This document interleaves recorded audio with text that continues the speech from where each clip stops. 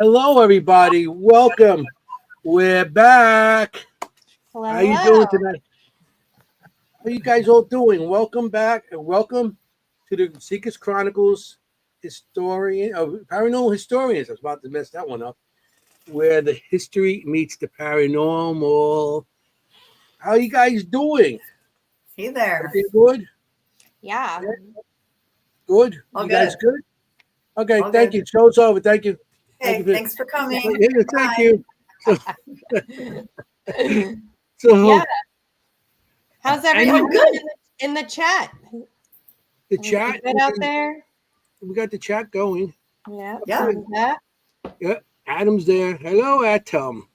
Nice to see everybody. MJB. We got a lot of, Yeah. a lot of our Melissa. people. Al's here. Al. Well, that's good. I'm glad everybody shows. Wow. It shows that we are doing something people like. I don't know. I don't know. We have fun. We have fun. Oops, sorry. Hi, We have Kim. fun. Yeah. Good. Great. I mean, Doing good. Everybody, look at this. Good. Hearts all around. Love it. everybody loves Kim. Yeah, she's the fan favorite. Doing good. Hey, we're all doing good. Hey, we're all hanging out. So Can we She's talk a fan about your favorite. t-shirts right now? Yeah, I know. yeah, we didn't do this on purpose. Can we talk about the fact that we didn't plan this? Did not plan this. It's so us, right? I couldn't find like- my what do you call it? Seekers Chronicles shirt. So I thought I have this one, and so I threw this on, and that was it. So, Jenny, I know you did something this weekend. You do something every weekend. Why is it always me? You're the I did. Of course I did. paranormal. What are you? You go everywhere. I don't know. The traveler. That's funny. No, you always know that I'm going to investigate. Yeah, I did. I participated in the Strangest Things event at Morris County at Speedwell Mansion at Morris County Parks Commission with Richard Moschella, our good friend, and we had crazy activity, like completely unexpected, wonderful activity, and everybody was like, "Oh, it was so good." It was like you could have faked it, but we didn't. It was so active. Which room were you guys in? We were at the in the Vale House in the office kind of area, Yeah. like the first floor, like that parlor / office, and with the sofa. And oh my goodness, I mean, it was like a good old fashioned haunting, guys. It was like bangs and voices and footsteps and like right on, craziness. Was it by the piano? The piano area? No, the other room. No, the other room. The other room, Yeah. when you first come in, you go Yeah. past the piano to get to it. Or like if you come through the front of the house, it's on the right hand side. Next to the You stairs. go through the front on the right hand side. Yeah, Correct. on the right hand side. Yeah, Okay, it was really cool. And we had a really cool phenomenon in that it was the voices on the recorder were naming people like Rich Wow. and Nicholas, like someone there named Nicholas, like instead of, other things. It was actually saying That was people's pretty cool. names. Yeah, interacting. Yeah. Wanting to interact that day. Super. They do a great job. They had pumpkin carving and all this and costumes. And I love that kind of stuff at Halloween. You got to love it. Mm. Yeah. Anyway, Halloween. And Yeah, you I had a can't party. wait.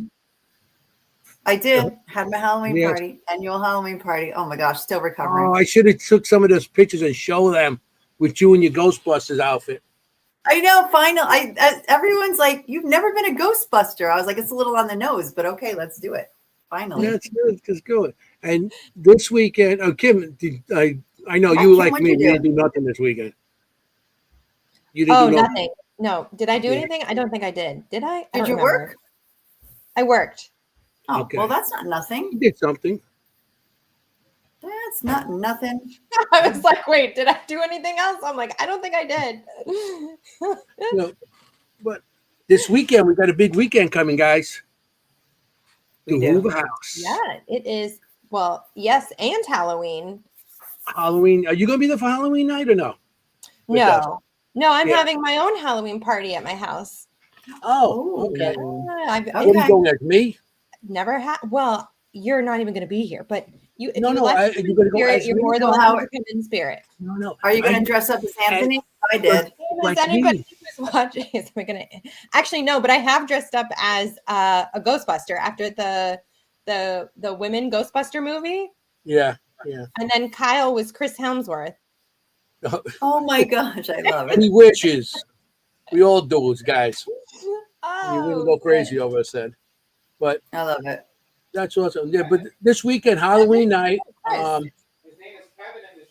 what do you call it? Me and Jenny will be at the Hoover House. It's called the 1912, the historic 1912 Hoover House. Mhm. It's Right. in Waynesboro, Pennsylvania. We're going to be out there investigating that night. Next day, we got the Para Jam at in Gettysburg at the orphanage. They're having the Para Jam, which is pretty cool. I thought it was a very cool concept because it's paranormal and music. They're gonna have live Yeah. bands playing, which I thought is really cool. 'Cause both things I like, being a drummer, and then we're going back to the Hoover House to do investigation, and we're going to meet up with Kim. Who's going to be there? That's Chad. I don't know. I'm bad with last names. You know that. Chad and Jamie, right? Chad, Jamie, and Um, Alex, Chad's son. Giuseppe. Yeah. Giuseppe's going to be there with And- his girlfriend and Christina Dana. Westervelt's coming with us. Christina's going to be there. So we're going to have a nice little group there.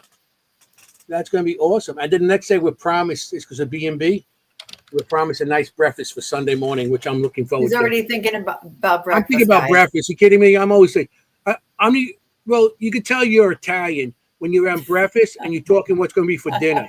Oh yeah, You're Italian? that's me. That is me to a T. Yeah. Literally, It's I'm like, already hey, what are we like- going to eat tonight? You're munching on whatever you're eating. Oh yeah. I love You know? it.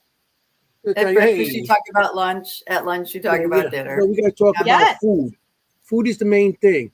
Yeah, well, that's another genre. I like 3 out of 5.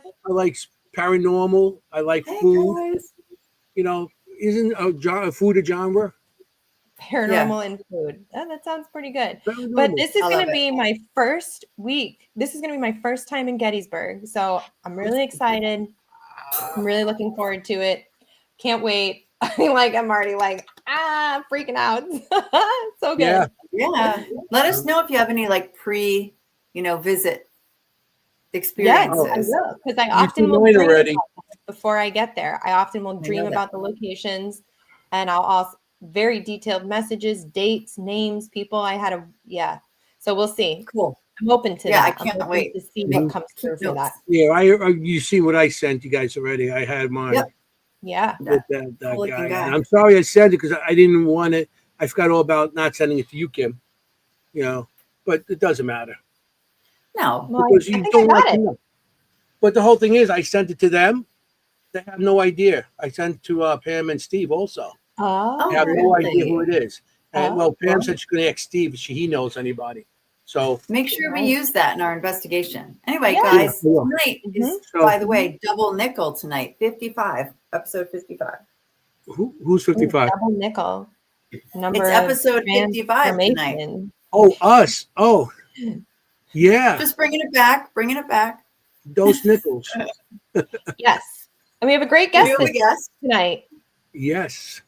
We have a good guest tonight. We have, really. yeah. I mean, I met him. Mike King introduced me to him. Mike King, he's the chief of police in was it Ghost of Morgantown? Shepherd. What am I? Shepherdstown, I think it's called. Yes. And Ghost of Shepherdstown. And I asked him to be on the show and he couldn't do it. And he goes, I got somebody for you. Dragged me across. We were at Gettysburg at the time at the Bash. Dragged me across the whole building to the other building, and he introduced me to this guy. I'm like, if Mike says he's good, got to be good. You know what I'm saying? We got to have him. Yep. So we booked him, and so he's here tonight, and I think it's pretty cool. And Jenny, you can have the honors. Yeah, sure. Absolutely. We've kept him waiting long enough. He is the founder and lead investigator at Elite Paranormal Society, and his name is Robert Murphy. Welcome, Robert. Hey, thank you What's very up? much. Appreciate it. Hi, Robert. Welcome. We don't do big long introductions. We let that develop over the show. I love it. You Love can it. tell us all about it. Yeah. Let's So, get you in here. yeah, Appreciate that. like I said, Mike King introduced me to you, so it's like, hey, Yeah, anybody's Mike is friends with great. Mike is friends with me. You know what I'm saying? Love it. Yeah. Love it. Mike is one of those guys that I have the most respect for in the field. By all, as busy as he is with Shepherdstown and whatnot, as far as on the police side of it, and then yet he still, lends plenty of time to our field. I think it's great. Yeah, yeah. And it's funny because couple years he acts because he doesn't live far. I mean, he's in Maryland. But he says he's not that far. He drives his motorcycle there. I see him showing up in the morning with his motorcycle. I'm like, where did you just come from? I just drove like 100 miles here. I'm like, this early in the morning? Yeah. That's Yeah, great. he rides on his bike. So yeah, Mike's a good guy. He's matter of fact, I was telling Robert that he's the one. Mike actually introduced me to the Gettysburg Bash. He's the one that told me about it, and I went to never knew that. the first one, and then the second one. That's when I started being involved in it. With my equipment and stuff. Yeah, so that's Which yeah. in turn now you're going to be at the Hoover House, which is theirs. So that's fantastic. yeah. Right. So yeah, it's Wow, like a full circle. Yeah, full circle. That's one we thing were- about this field. We become friends. I mean, there's so many good people in this field that you meet and you stay friendly with, and you see them at events and everything. And hey, how you doing? And it's good. I really enjoy this field.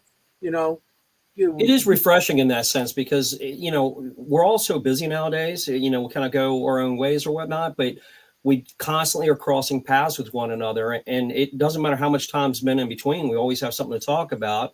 Yes. And it's exciting. It's kind of nice to be able to share with other people or, that are in the field as well, have the same interests. So, Yeah. and as you said, now with like the last location we were at up in Maine, I believe it was the Maine Paracon. The main Paracon and horror. Amazing. But having the horror in with the paranormal, and there were so many people that were, they would see our equipment, they would see your drawings, paintings, and they would be drawn to it, and then they start asking the questions. So you start, you start going ahead and breaking down those little barriers where people kind of felt like they had to be on the outside. Yeah, that's right. And these Paracons are starting to, like I said, this one was paranormal and horror. And the one we just did, Jenny and I, matter of fact, we accidentally wore the same shirt tonight, but it was a Paracon and a film fest. So it had the film fest with all the horror and then that. So I thought that was pretty cool too. What's up? Yeah, Jenny. we have such good audience tonight. It was a film festival below in the bottom floor in the basement and a Paracon above. And That's cool. Speaking of that, our documentary is coming out this week, Kim. Ooh. I'm not in that one. excited These to see two. that. No. When is it coming out? Come on. What's the date? We'll let you know. It's coming out this I don't Giving even everybody know. I hanging. have no idea, Yeah, Robert. we'll definitely. We'll let you know. It was exciting. They showed a trailer for it at the Paracon, but it's not Cool. about me. It's about you, Robert. So Yes.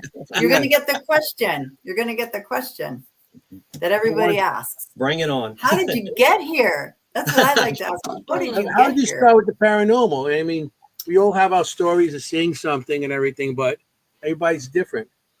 It's kind of really wild because I have three other brothers. Two are older and one is younger. And it's like everybody's got a different take on it. We've moved to several different houses growing up until the very last house before when I was in high school, middle school and high school. So my last brother was just basically at that house. And the other two brothers, I mean, we moved a lot. And the activity that was at all these different locations is kind of strange. But for me, it's kind of desensitizing where it wasn't like it was just, if you have one jump scare, it's bad enough, you'll jump to it or anything. But after a while, if things keep jumping out, you kind of go, okay, whatever, that's cool. Yeah. And so in high school, it was pretty much what lit everything on fire, my interest in it. I lived 5 houses up from the high school, which was really cool. So I could always walk. I always walked back and forth to school.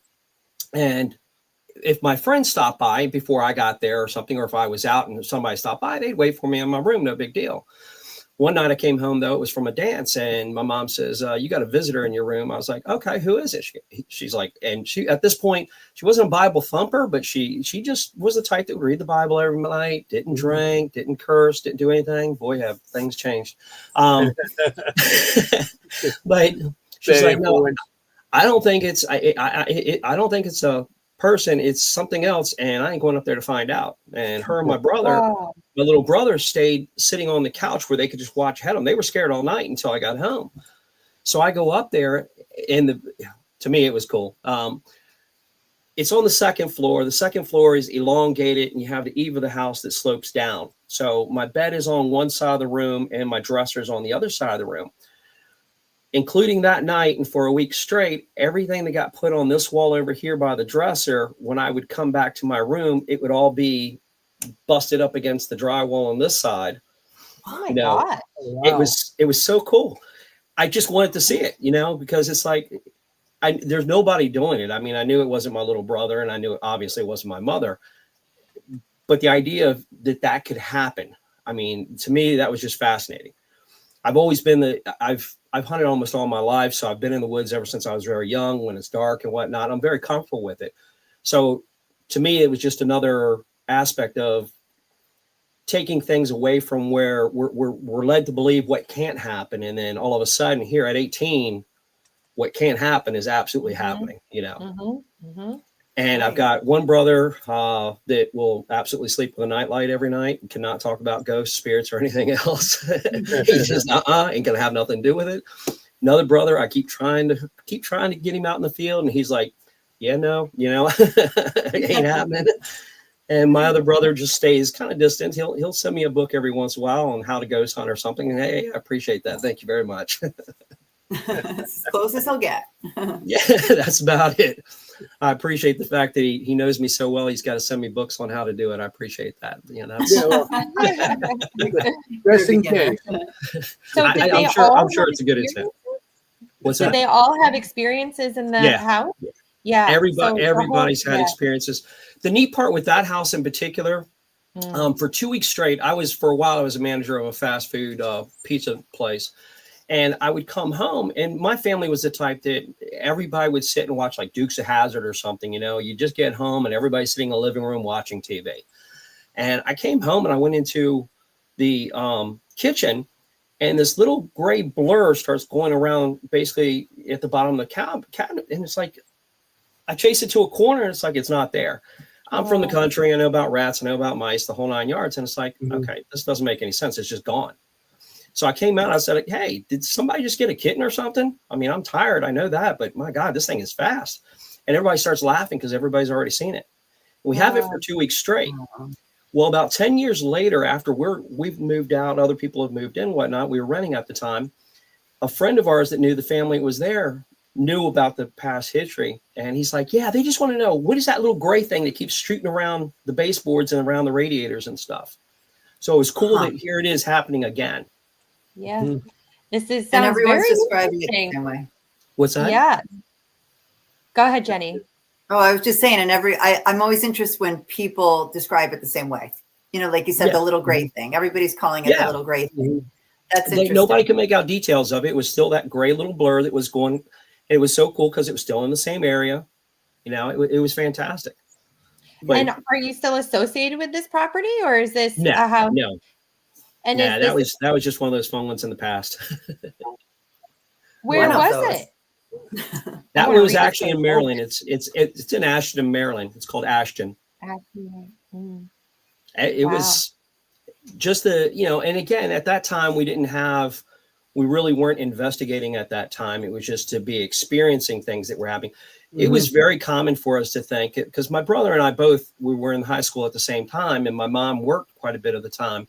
So we would get home before anybody else. And after we know it's not one of us in the house, you'd hear somebody else going up the stairs, probably residual at this point. We didn't know that at the time, but we were always trying to clear the house because we think we got somebody in the house, because you hear them clear as day going through the house. And downstairs in the basement, it was half concrete, half dirt. And there were times it would sound like somebody just drove a truck right through the basement, but everything's still the same. There's nothing moved whatsoever. So some of my family didn't like it. Well, I did. Everybody else didn't really like it. Yeah, it catapulted you into the field. Yeah. Wow. It's such a like driving in interest. every house your family lived in? It was every house? Yeah, every house we lived in, for some reason, there was some type of something that would, that multiple people would experience, not just one. We would just, multiple of us would experience, whether it was apartments or townhouses or a house or whatever, multiple would definitely have their own experience. Even in that house, I finally got to a point where I asked my mom, because every time you go to turn and like in the hallway and something would flash like behind the wall that was adjacent to it or something. And I'm like, and again, my mom was very straight. She didn't talk about anything like this. It didn't feed into us as far as, I wasn't one to watch a lot of the scary movies or anything. It really didn't fascinate me, but this got to fascinating me. But it was, you're seeing something, we try to go ahead and take that out of our mind. It's something in my eye, whatever. When you see something out of your peripheral, but you keep turning around and it goes. And finally I confronted my mom. I'm like, Mom, have you ever seen anybody like behind yours? And she goes, oh, you're seeing them too. And that's when we finally started coordinating on some of the stuff that we're experiencing. And then when the other part, we've had a bird come down the chimney and get in the house, and, they fly around a room, they can make some noise. But when she was sitting on that couch and wouldn't turn her back to the to the rest of the house, it was pretty obvious, it had scared her quite a bit. So. Were you this nonchalant at the time? You're like, oh, interesting, fascinating. Yeah. Everybody always asks, what's the scariest part you have? It's not scary.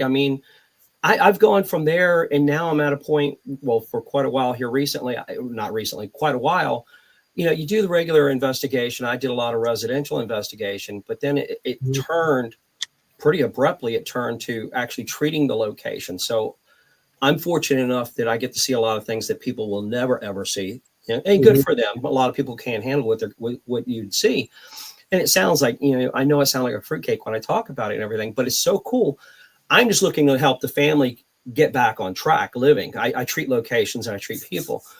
But when you, in the midst of that, there's people that'll make things up. There's people that, it's all, you have to weed that out. But then when you get to see it, to me, it's like Christmas. I'm like, even when I had a very large team, and, the human element is most people are pretty scared of things when it's really out of their control. They can't see it. Things move. And I was so blessed to have this incredible medium on my team. She was like my sister. We always called each other brother and sister. And she actually lived with me for a couple of years here. And she could see everything in real time, and again, you can believe what you want to believe. You can believe everything's just a human energy, spirit, or whatever on the other side. And I know it's not. So she could describe in details, but to me, I'm not seeing it. So it doesn't affect me like it would affect her. Watching her get she would be so scared and intimidated, and God forbid, I can understand. I've seen her choked and everything else, but because she's seeing it and I'm not, I just love watching everybody's reaction. When something happens, all of a sudden, like half your team just goes death quiet, and they're kind of like, I'm not here. You don't see me, please. And we've had some people that are extremely stable, and to see them affected, that's when you really know something, it's really interesting. Because there's some people that they're just so constant. They're a rock. So to actually see something actually manipulate them. And again, to me, that's so cool. Yeah. Did you move from, when you were moving, did you move like in the same area, the same neighborhood? Yeah. We moved all over the place. Yeah. Maryland and Virginia a lot. We moved. Growing up, I think we moved 10, 12 times at least. It was quite a bit before I got to middle school and we stayed in one spot. We were moving a lot. So it wasn't like it was just that little area or anything. And it wasn't even the same, looking back at it, wasn't the same type of activity at each of those locations too, which is a little bit, if it was the same type and you're thinking, okay, something's traveling or something's coming with, or somebody's a little bit more open to a particular type of energy, that would be one thing. But we ran into quite a bit of different types. Yeah. Wow. No, that's just something. And you said it followed you guys from location to location. I don't think it was the same thing following us. It was just, it Oh, was okay. different. It was different activity. That would be typical. I mean, that happens if somebody, you deal with an entity or attachment or whatever. Yeah. It would follow you, but this was different types. And we'd have people that would come and visit and nobody would say anything to them. And all of a sudden they're telling us what we already know, which again is a great confirmation. I love that. Yeah.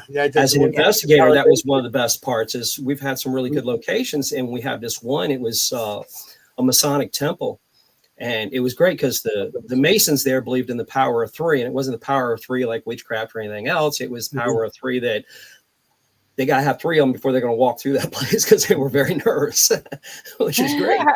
There was a lot of activity. So when we would invite other teams to come over and not tell them and watch what they got. So when they got some of the same things that we got, that was, it was icing on the cake at that point. It's great to see. Yeah. Masonic lodges are pretty, I did a couple of those already, and you always seem to get something there, from whatever it might be. I have a drawing of one of the Masonic lodges by Bayonne, New Jersey. And yeah, it's always get something in Masonic Lodge. There's I guess there's some reasons behind it. Excuse me, my wife's been with me for the last couple of years, which is great. We actually got married last year on Halloween. So here we come back up to this wonderful time. So it's great.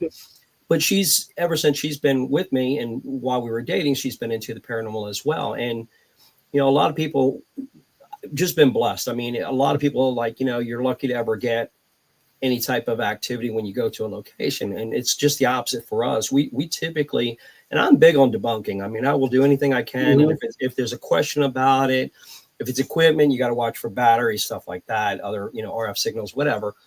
But I'm always trying to debunk it out. Even after I get excited, like something happens, a ball falls or something, or a flashlight gets falls or could have been knocked over. Get excited until I review it. And then I'm like, okay, it might've been, let's try to recreate it. Was it somebody walking or whatever? But we get quite a bit of EVPs and everything else. Yeah. I'm into all that too.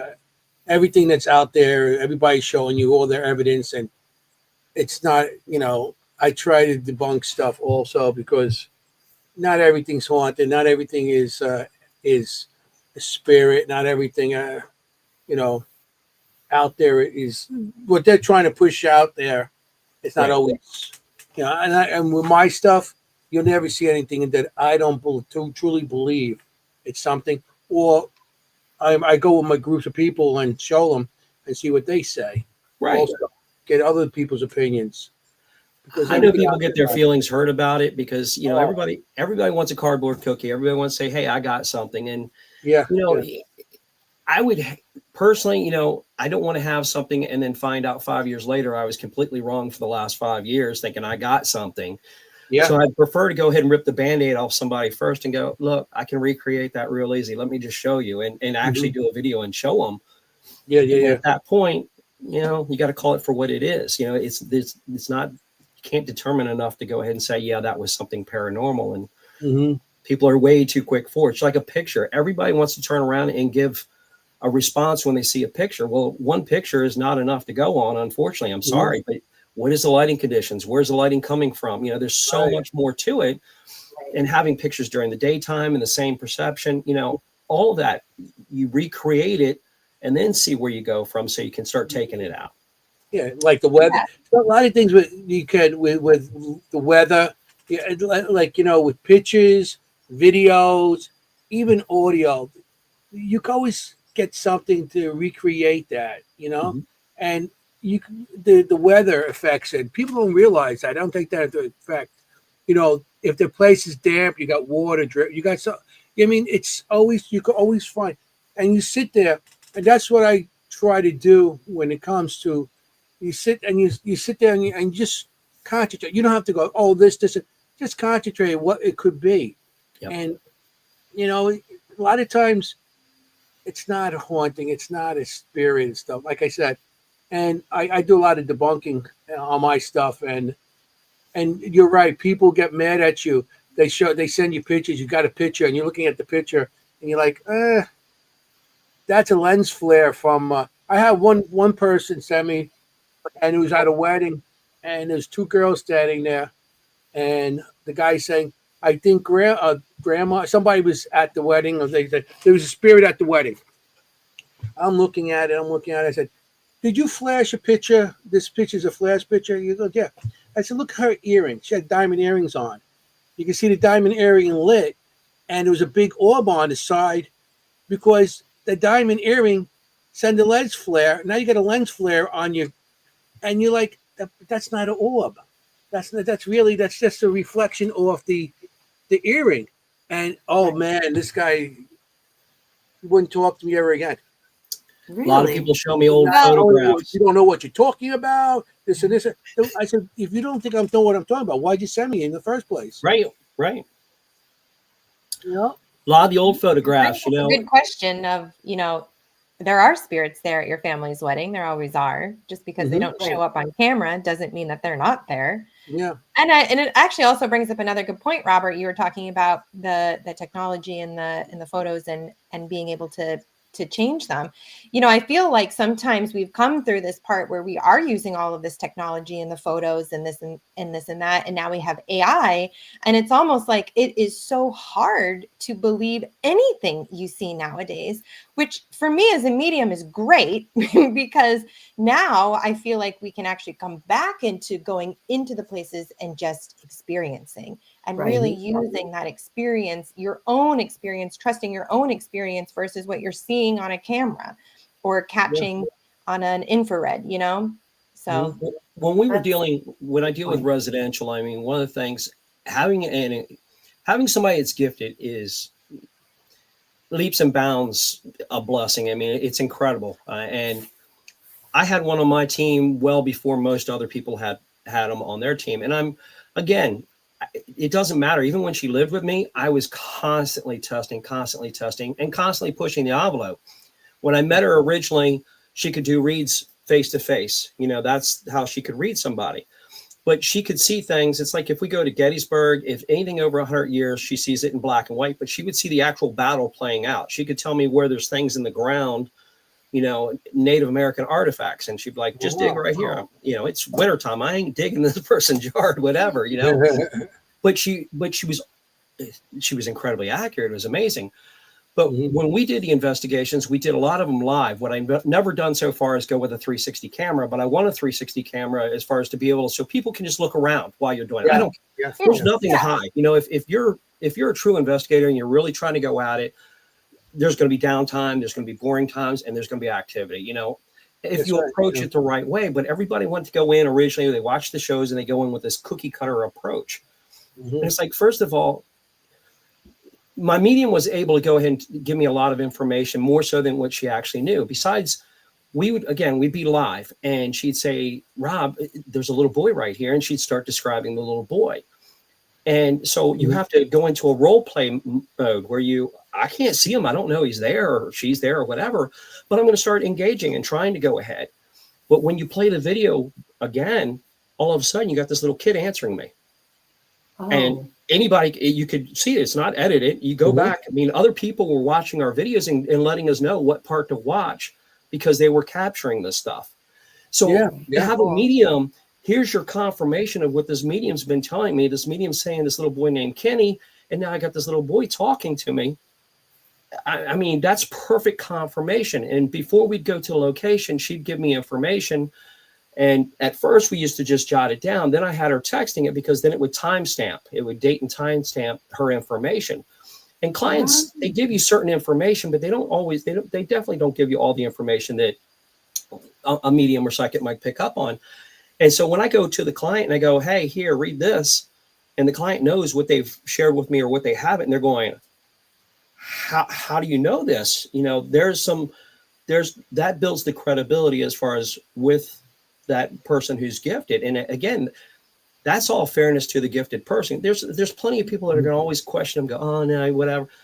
I've seen so many people walk away that were like that, but they walk away in tears because that person gets enough information to go ahead and lay out very personal details to them that just leaves them in shock, which is great. Yeah. Yeah. But when we can do it live, it's even better because we're giving to me, I don't care if you consider yourself gifted or not. If you want to participate in our investigation, tell me what you're getting. I don't. If everybody else is saying a little boy and you get a little girl, say a little girl. I don't care. Mm-hmm. That might be the road we need to go down to kind of unwind things. Right. Yeah. Yeah. I Absolutely. mean, Yeah, I love that. one I love- investigation, you need somebody, like you said, you need people there, like, you ask them, oh, do you see anything? Do you hear anything? And they say, Yeah. oh, little girl, little girl. And I notice a lot of locations now that we go to that you have one psychic go there and say, oh, Mary's here. Now, everybody after that investigation is going to ask for Mary. Right. Right. How do you know there's not maybe there is a Mary and that she was there that night? Because I believe in travelers' spirits. They're not always sometimes in the same spot all the time. Agreed. So how do you know that it wasn't a traveler there just for that night? Now everybody going, Mary, you here? Mary, and then they start asking questions about Mary. But there's Those are other in the spirits there too. Yeah, Leave me It's alone. you can't help put the blinders on and go for one thing. You got to see what everything's around you. There might be more than what's going on there than what one psychic said. The word Mary, the name Mary. When we first started investigating, or when they started hitting the TV shows, let me back up. When the TV shows first came out, like Ghost Hunters and whatnot, they would talk about the history first, and it was very big, and it still is. There's 50% of the field wants to know the history about everything, but we mentally get wrapped around that information, and that's, to me, I'm very opinionated. I don't think that's as good as, I want somebody to go in with an open mind of what could be there or what might be there or what might not be there. I don't want to tell them what's going on until I'm at least halfway through the investigation. Yeah. When my medium would get there, she would do a walkthrough. I'd give her a recorder. Her husband and her would walk through the house, and they would only report back to me. I didn't want anybody else to have that in their head of what they're trying to target. They just need to be open to see what actually comes through. Smart. Yeah. I like that. You want a medium go there with no, with no contamination. That's why we got Kim. Yeah, that's it's what we did really at Kim. That's why we got Kim. People are be pulling We their, send her in. they'd be like with Kim, they'd be going, hey, come here. What do you think about this? Stop. Let her. Yeah, I like let to go in her- first. Yeah, I like to go in first. I maybe don't she want to gets a know. pull somewhere. I hardly even want to know the address. I don't want to know anything. Nothing. Names, nothing, dates, no events. I don't want to know any of that. And I actually do most of it from outside before I even go in. I do a reading because you can be biased even as you're walking through the building. You can see kind of a creepy area and you can be like, oh, that's the creepy area, So I actually even will just stay outside and read from outside. But yeah, I love that you have that relationship with another medium to go through, because most of the people that we work with as well have that balance between using the technology, because I believe in the technology too. I love it. Like if the tech gets a name that I'm picking up, love it. Makes me feel good. Sure. For sure. A lot of things that came out had banks, like word banks and whatnot, and that was concern. But too many people don't realize that everything can be manipulated. All electronics can be manipulated. Doesn't mean it's going to happen at every location, but if something really wants to get through, and not look, everybody on our side, I know I cannot shoot a damn basketball in a hoop for nothing. So I am, forget that. It'll never happen. I'll never be a Michael Jordan. But yet you see what somebody like him can do. It's the same thing on the other side. Not everyone's going to be able to manipulate things as well as some, or make sounds or move things. But we know it does happen. So some of them can. So, but having that person with abilities, it's like, there was this one location. It's one of my favorite locations because it's a little boy, and for some reason, I look like the man who took care of him. And it was part of the Underground Railroad, and he hid this little. Him and his wife hid this little boy. And when we first went there, his name's Jeremiah.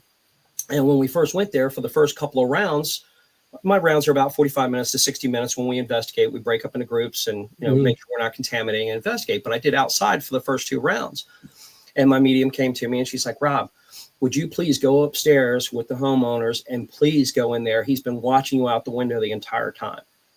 And nobody had gotten anything up to that point. And we do the flashlights. That's one of the things that we do.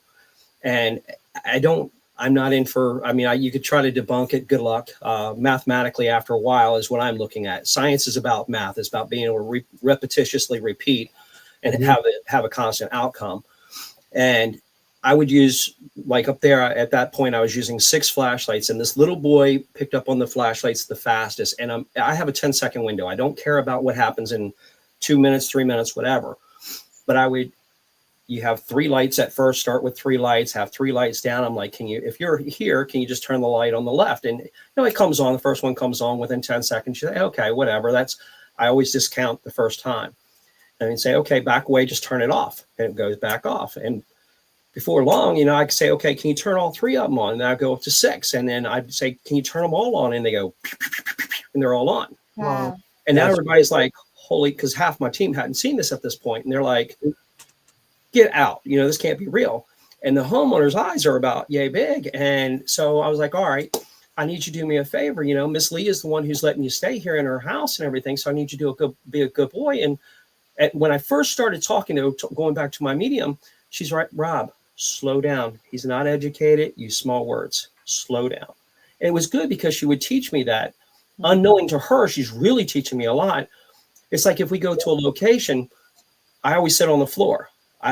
Most of my team will sit down on the floor if they can, because we're intimidating, especially in the wintertime. We have our jackets, coats, or whatever else. And then if you got some tall guys on your team and everything, that can be very intimidating.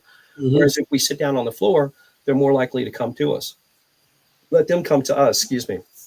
And so in that location, as soon as I said, please listen to Miss Lee, and she says, Jeremiah, if you don't mind, can you turn one of those flashlights on? That flashlight came on, and you couldn't wipe that smile from that woman's mouth. Wow. And he followed her for whatever she said for the next 10 minutes. She was loving life. It was great to watch. Then everybody wanted to say it. Yeah. That's amazing. Children's spirits are just amazing to begin with. They're usually, they're likely to be that interested in others. Do you do mostly home investigations at this point? And I actually kind of want to go back to something you said earlier. Sure. You were talking about doing home treatments, house treatments, and people treatments. What is that about? I do not claim to be an exorcist or anything like that. I have dealt with the same situations, and I've dealt with, people can be influenced by the other side. I mean, it's silly to think that we're not. First, most people think, okay, there's, you're in your room, hey, there's nothing else around me. I can't see anything. I don't hear anything. But that's so misleading for us to believe that. We see, basically, if you had 100 pennies to say for vision of all the different colors, we only see 1 penny. Not even that. We don't see 1% of the light spectrum. So you have all these different color lights. Sound wise, we're only hearing a certain portion of the sound, a very small fragment of the sound. So to think that there's not other things going on around us, again, we want to put in our mind, makes us sleep easier if everything is just us and there's nothing else around, but it's not reality. Yeah. Right. So when it comes to treating locations, I definitely treat people and I treat locations. I go to a location where the entire family is living in one room. That is horrible. Wow. Yeah. Kids, I cannot stand for kids to be intimidated and scared. That to me is that's my priority. I've had parents that would call me because this one little boy, they were like, somebody is reading him bedtime stories at night. You can listen. Children with imaginary friends that are truly imaginary and they have this conversation, they don't have two-way conversation. They're not, but I don't want to, they're not having that two-way conversation. And education is, knowledge is power is the biggest thing I preach. So you can decipher whether or not it's really just a kid having fun, playing a little tea time, whatever, as opposed to when there's somebody else and they're actually watching their facial features and listening to them, back and forth in their conversation. Mm-hmm. And for parents, that's concerning. When you got somebody that your kid's in there talking to somebody. Yeah. Yeah. Because what everybody sees on TV is that everything's bad. Everything's dark and doom. Else. Right. It's TV and movies. Yeah. Right.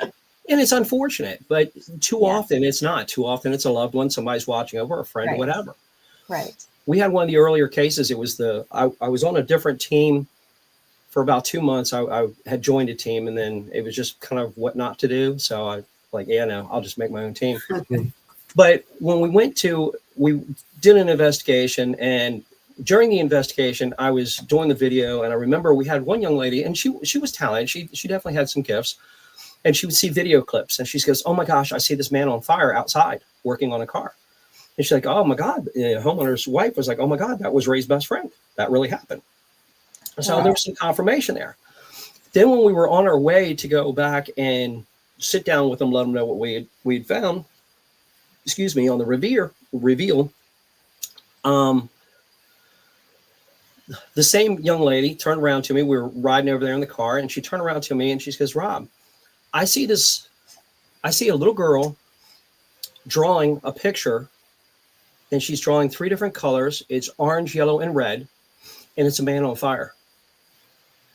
And that's her monster." Because this little girl, it was 2 little girls shared a bedroom. One of them was seeing a monster every night and was scared to death. And you can hear when a child screams, there's a difference between being a parent, hey, pain, hunger, don't feel good, terrible fright. I mean, that's it's on a whole different octave. And this little girl would hit that. And so we're sitting there, and this girl, she must have had at least 100 and 150 colored crowns. And eventually, because again, we got on the floor, because at first the person that was in charge was like, "Well, here's a CD, review it, let us know if there's anything you have." I'm like, can we sit and talk for a few minutes? Because he had 2 little kids kept coming back and forth. They were kind of curious. So it was like, let's see where this leads to. And we sat down on the floor, and then here come one of them dragging her pencils and paper. And then she sat down and she drew 3 different colors, red, yellow, and orange. And it was a man on fire.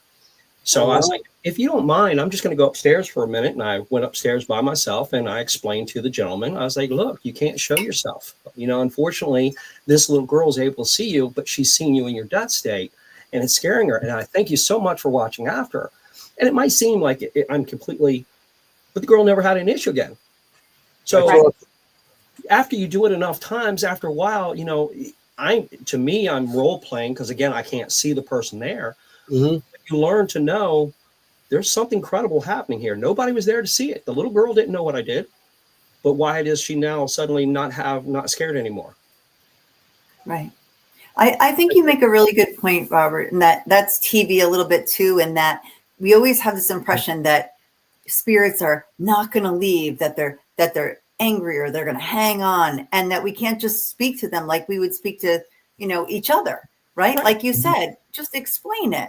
And, "Oh, okay, I won't scare her anymore." That's how it would go in life, correct? Like if I said, "Robert, you're scaring my daughter when you yell. Please stop." You would just stop, right? But because of TV or whatever, we have this impression that spirits are like, "No, I'm not going to stop," kind of thing, where it's a lot simpler than people make it out to be.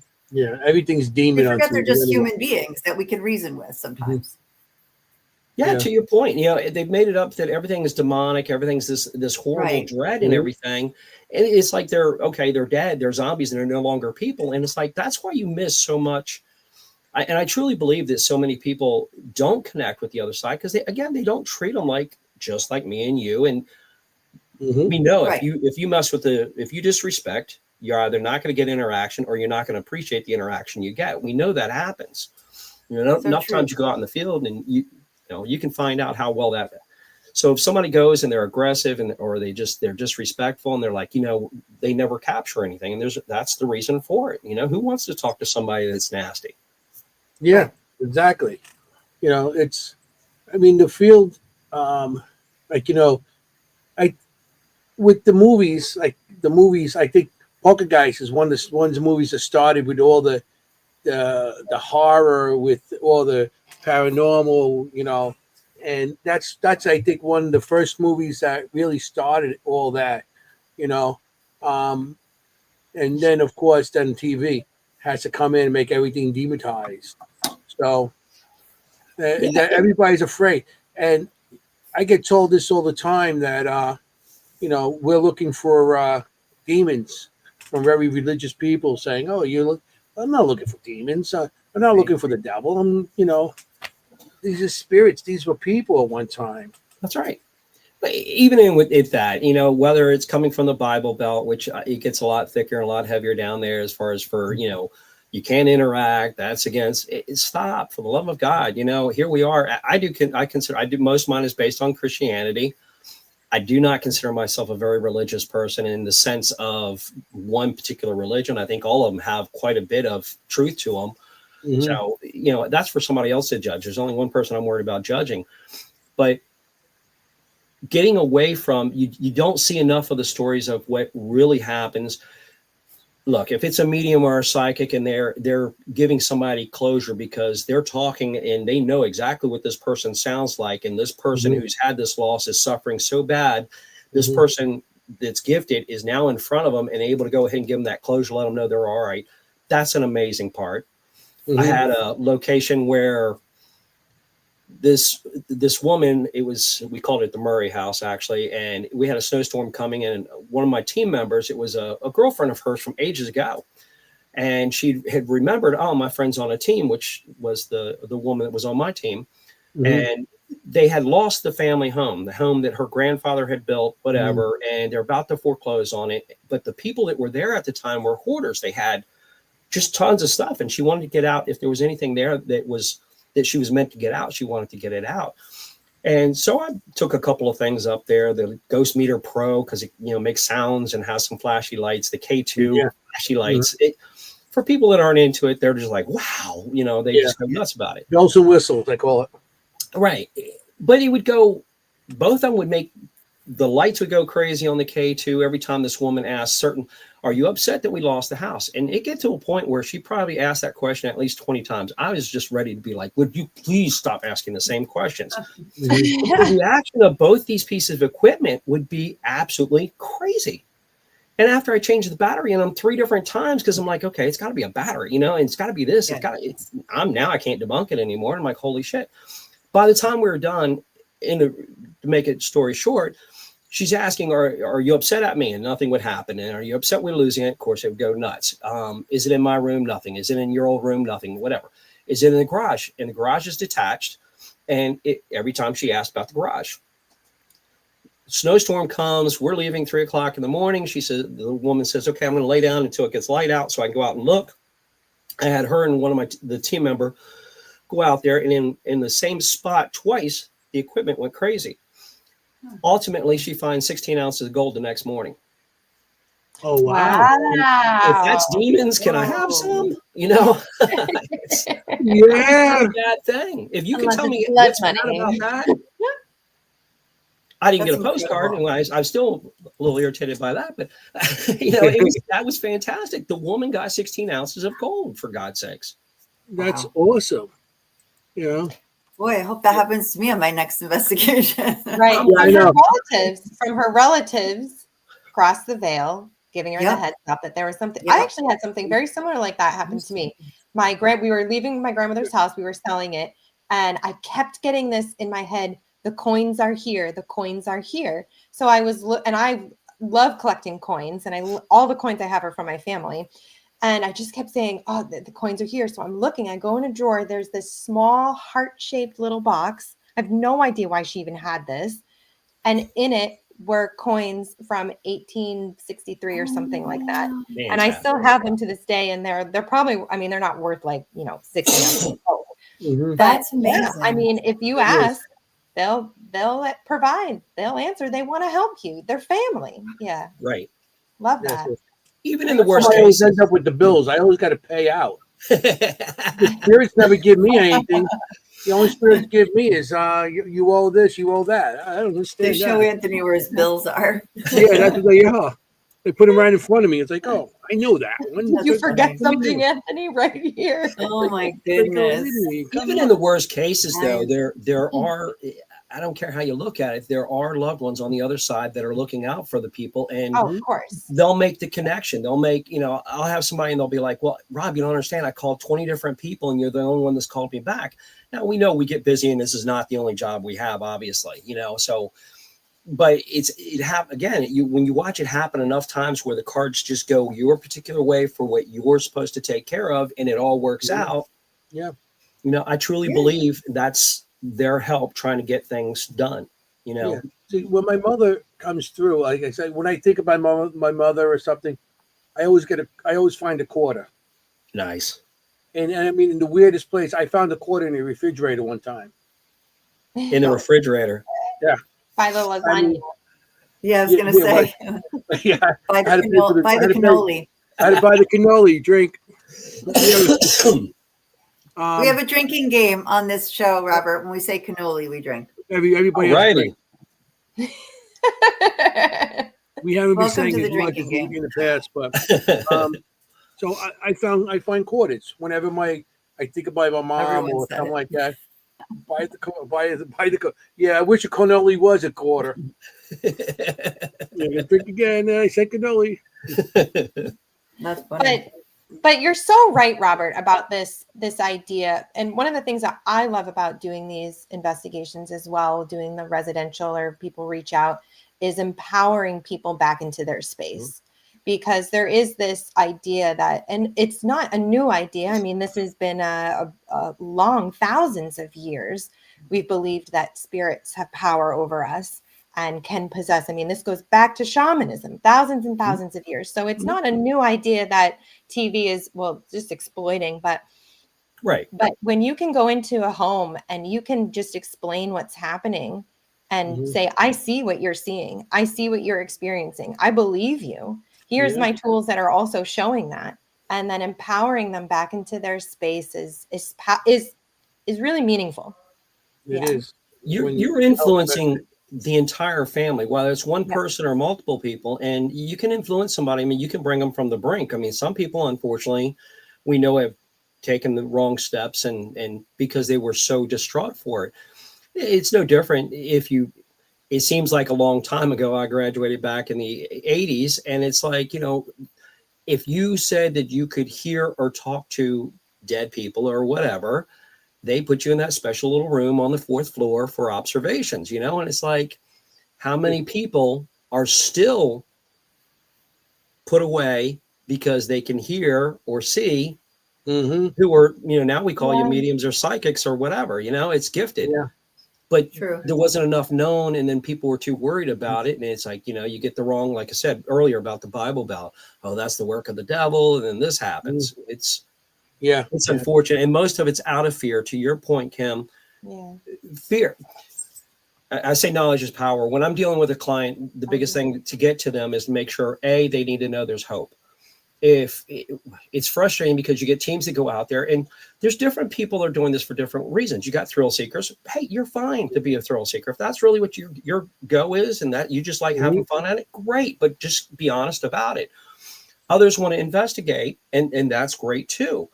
But if you don't treat locations and they're telling you they got bad things that are happening, don't just leave that family hanging, that person or family, that client. If you leave them hanging and you just bolt out the door because the door moved and all of a sudden you're scared and you're gone. Yeah. Right. You just caused more issues than, so then when we come in, we have to sit there and we got to give them hope. You absolutely have to show that you know what you're talking about, and which makes it real easy, because once you've done it enough times, there's certain things I'll explain to the client of what's going to happen. And when it happens, then they understand it. Okay, no, this is the way it's supposed to. It's no different than, and again, I'm not knocking priests or anything else, but when they come, a lot of times they'll come, everybody says, call a medium, call a priest. That's like the go-to for anything. It doesn't matter, it's just Aunt Frida just trying to say hi to you. It's all horrible, gloom and doom. If it is anything negative and somebody comes in and does a little Harry Potter with a little bit of stuff, 3 days later, they say, oh my God, it's worse, because you done pissed it off if it was something negative. But a lot of times it's not even to that point. It's just, if you're trying to, if they can't hear you, what's the next thing? If you can move something, you're going to certainly move something, to get attention. It doesn't always mean it's anything bad. It's no different than like people with scratches. Oh my God, it's demonic. What? We're physical and we think of ourselves as being physical. How do they see us? Are we transparent to them? Can they actually see exactly where we start and where we end, our energy level, our energy field? Take scratches again. If you walked out and you walk through some roses, you feel the scratch, you see the line immediately. How come when it's paranormal, you get the redding first, people feel burning or itching, you see the redness, and then it slowly starts to develop. And it could take several minutes to develop. It could be gone minutes later, or it could be gone days later. But that's not the same way when we get a typical physical scratch on our plane. So when they're reaching for us, do they always mean the scratches? Of course not. What's the longest fingers you've got? You got 3 that are pretty close to the same length. You know, so say something happens in 3s and it's demonic and all that other crap. Again, it's just a play on it, unfortunately. Yeah. Well, they got to make it sound the Trinity and all that stuff, you know, and it's a mockery to the Trinity. They got to make it, because that's what TV does. That's what the TV does to make themselves get people to watch. You know, spirits, and I believe spirits don't always touch you or scratch you to hurt you. That's right. They just want your attention. And I've been many a time scratch punch. I mean, and it's like, if I go to investigation, I don't care, because that's what I want to do, to get some sort of, that's my evidence. If you're going to scratch me, that's my evidence. Maybe not everybody likes to be touched and everything, because, you know, but I scratched, burned, bit, you know, I had hand marks on me. Rocks thrown at you. Rocks thrown at me. Yeah. You know, but a lot of people go to a location, they're like, you know, whether they feel their chest or they feel something like their arm, you know, whatever, or a stabbing pain, and they're like, oh, I'm being attacked. No, you could be having an acute empathic. I mean, you've never been empathic and typically feel, but you could be on the same frequency of what's there, and you're actually feeling a previous event of what's happened to somebody. You know, we've gone to locations where somebody has either been by suicide or not, but there's been a hanging in there. And all of a sudden this person gets this big red and their neck's hurting and it turns red and it's got a crazy red mark all the way up the side, and they haven't even touched, you know, but it's happening. And it's just where they're experiencing what's happened in the past. They're just basically reliving what somebody else has already gone through. It's not somebody you're attacking them. But it's getting that mindset out that, no, stop thinking everything's a freaking attack. I mean, it's just unfortunate that TV's pushed it so far. So I believe too, with our biggest piece of tool that we could use on an investigation is our own intuition. If you don't feel good going to a location, physically you don't feel good, don't do it. Perfect. 100%. You know what I mean? It's like, I'm going to open a lion cage and go in there. No, I'm not going to feel comfortable. Right. It's, if you don't feel that it's comfortable to you, do not do it. You know, you're not proving it to anybody else by doing it. Maybe nothing will happen, but maybe something will. Just use your best tool is you when you do anything. And I'm always saying that. People in the audience hear that all the time from me. The best tool, you know. I have more respect for somebody that is willing to say, whoa, this might be out of my wheelhouse. This doesn't feel right.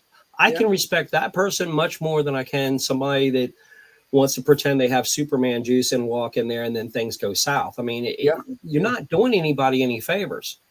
Right. And again, it's like if you got a client, it happens. People can get influenced. And I've had team members that have hit me, punched me and everything else, but you can't react to it like we would normally. You know, you want to smack back or whatever. And it's like, if the client's right there, and too often I see where people send clients away. Well, the clients are the ones that got to live there when you're gone, you know? So they need to see it through and be able to experience it and watch how things happen.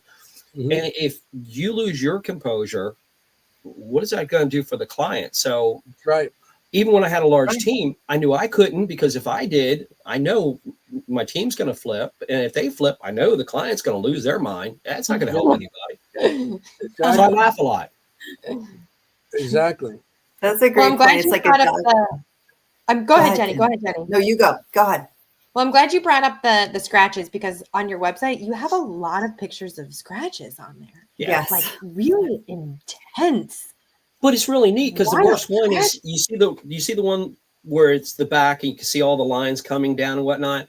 You can see it's a right-handed person. You'll watch where it's more definite, and it comes down where the person pulls down. It's lower where it pulls and comes in.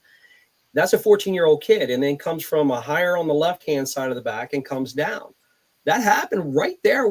The kid's standing right there in the room with us. He wasn't scared. It was his dad who was scared more than anybody. His dad wouldn't stay in the house by himself. The kid didn't care. The kid says, "Oh, my back's starting to itch." So I was like, oh yeah, I can see why it's itching a little bit. We didn't even tell him what's going on. Wow. He can't see it. He doesn't know it. So he Wow. didn't freak out about Oh it. my goodness. Yeah, yeah. And then there was a time I had the timestamp for that of how long it took before all of those disappeared. And they disappeared. I can't remember at this point. It might have been an hour later. They were gone. Wow. Yeah, You isn't know. that crazy? I've been on an investigation at the Shanley Hotel. Jenny's going to laugh at this because I always speaking up the Shanley Hotel. But I felt like somebody putting cigarettes out on my leg. And I took pictures and it looked like burns, round little burns on my leg. That night, because you stayed at the Shanley overnight, we went to bed early. That's just like rude. yeah, I know. Rude spirit. Get And I went to bed. The next day, I got up and took a shower, and they were gone. Wait, Just that. this was the ankle thing? When they scratched your ankle? No. This is way before Oh, okay. that. You get scratched a This lot. is back when Sal owned it. But I'm Okay. talking about like 2010, 2011. something like Yeah, that. it's a different kind of scratch. And I never thought about that, Robert, actually. It develops crazy. rather than starting with the deep scratches and then getting lighter, it develops. Yeah, To they get- develop. Yeah. What Kim's talking about, there's several of those pictures are actually my medium. She got attacked a lot. Again, it was, you know, she's also put in a lot of bad situations. And then one time at the Masonic Temple, she got going a little bit too much with that. And the gentleman that was there was a previous century that used to be when it was just strictly men. A female could not walk in the building. And she was mocking what they had as far as the different things they had in that room, and she was mocking it, and he shut her up. I mean, he had no problem with it, but a lot of those scratches and whatnot, again, we used to do it live, and it was really cool because she had a pretty long ponytail, and she'd be on video, and all of a sudden you'll see her ponytail go flying off to the side, and you'll see the rubber band either on the end or the hair clip go flying out. She's like, it just got me again. It got me. And then we come and put the camera on and pull her collar back. And a lot of times I'll use a coin so you can see eventually when I take regular pictures how big the scratches are. Yeah, but yeah. You'd be able to watch, anybody that was live would be able to watch it actually go from red, and then you'd start seeing the deep scratches actually come through. So it was giving them a chance to see, okay, this really can happen. It didn't mean it was the end of the world. She survived. Everything's fine. She didn't like it at the time, but damn, it was entertainment. Yeah, I know. Everybody else. It was funny when I got those burns, and I'm like, ow. My brother and my son, I got them on video laughing so hard. They were laughing at me. I'm here going, ow. They're like, ah. My brother fell to the floor laughing. And then my son came over, he's laughing, and they took pictures of it, and that's when you see it. But then it was like, I just got hurt, and they're laughing. That's where you can sell blood. My son and my brother. Family for you. That's family for you. Yeah. I don't want to miss. We had a question earlier in the chat, and we have such a great audience. I don't want to miss it. It's way back. Adam in our audience asked what you do to protect for an investigation. Prepare, protect. Yeah. For myself, I'm not. I know a lot of people want to have protection. Look, JC protects me. And again, you have your own path, your own religion, whatever. I'm 100%. I always know I'm protected. So I don't do anything really extra. I wear a cross. That's not my protection. My protection is my belief system. And when I'm dealing with a client and I'm trying to get clients to understand, you're on the physical plane. And the easiest way to go ahead, so you're being on the physical plane means you have more power than I don't care what it is, i.e. demons, Native American, whatever. You have more power because you're on the physical plane.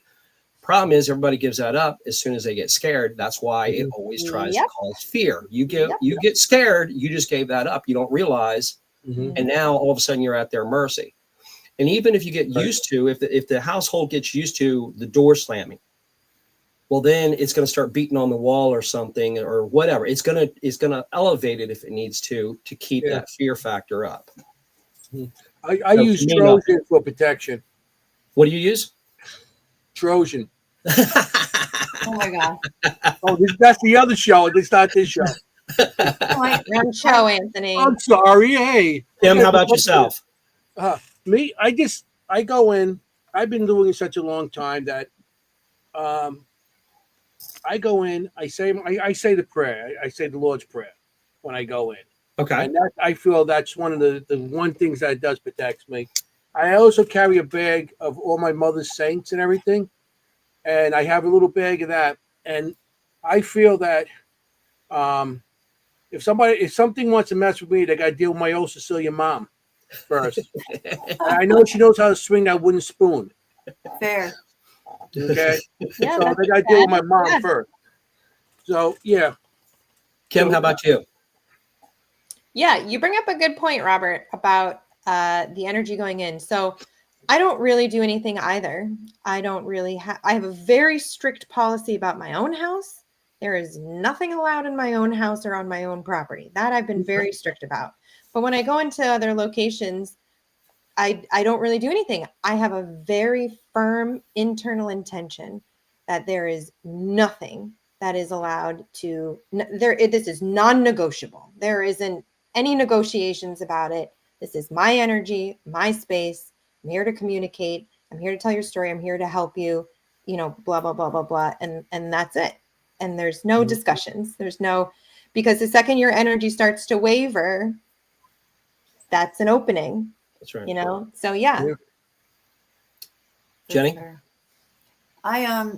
It's similar, but I do something that not everybody does. I like that week, I'll make sure that I eat extra healthy, that I keep myself stress level down, that kind of thing. So it's not really anything specific at that time going into it, but it's more of I just keep myself all the time, trying even keeled and healthy and, exercise. I know that might not sound like preparation for an investigation, but to me it is. No, it does, because again, you want that stable mindset. You want that solid. Right. You feel good about yourself. Right. You're not exhausted. You're not stressed about your kids, and you're not focused, that kind of thing. And a lot of people put themselves in really bad situations when they are all stressed out or extremely tired, and then they go to a location.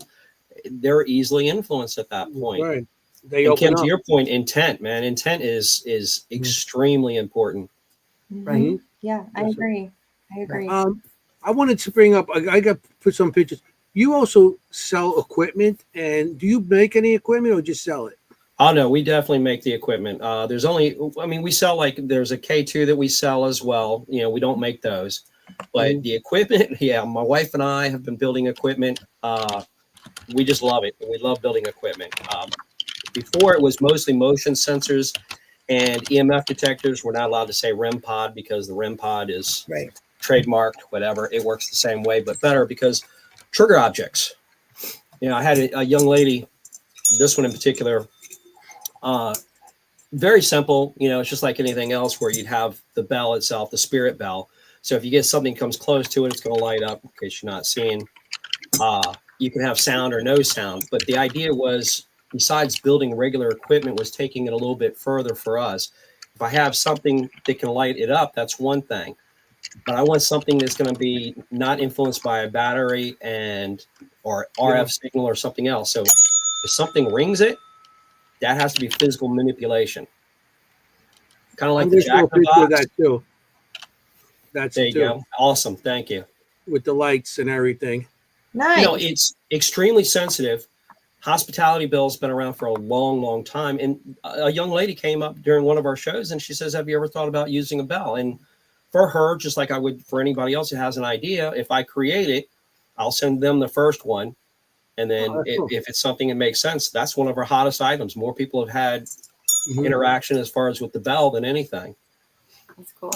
I'm going to show some pictures from your booth that you have. I appreciate that. Yeah, we got some people that are definitely into the Ouija board. Not me, most of my cases have Ouija boards, but they'll actually light up. If you put your hand close to it, it'll light up. Same thing for the planchettes up on the front. You'll see a variety of different plushies, all kinds of plushies. So if you want to be around kids love plushies. Mm-hmm. So you definitely get interaction from those. Yeah, those great trigger objects.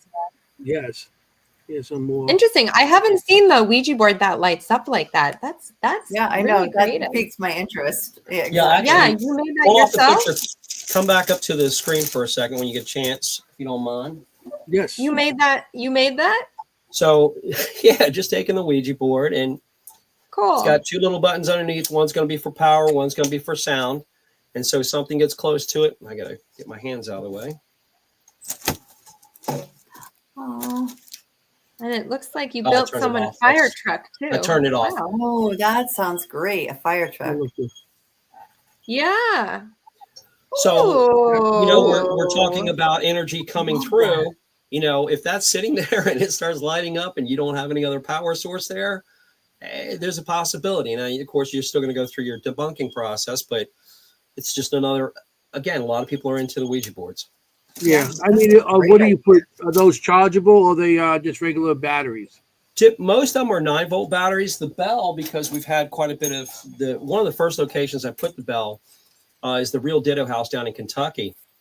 And they didn't have a lot of equipment down there. And they have these kids, the little blocks that have the pictures, the numbers. It's little wooden blocks. They have all the different. The old wooden blocks, yes.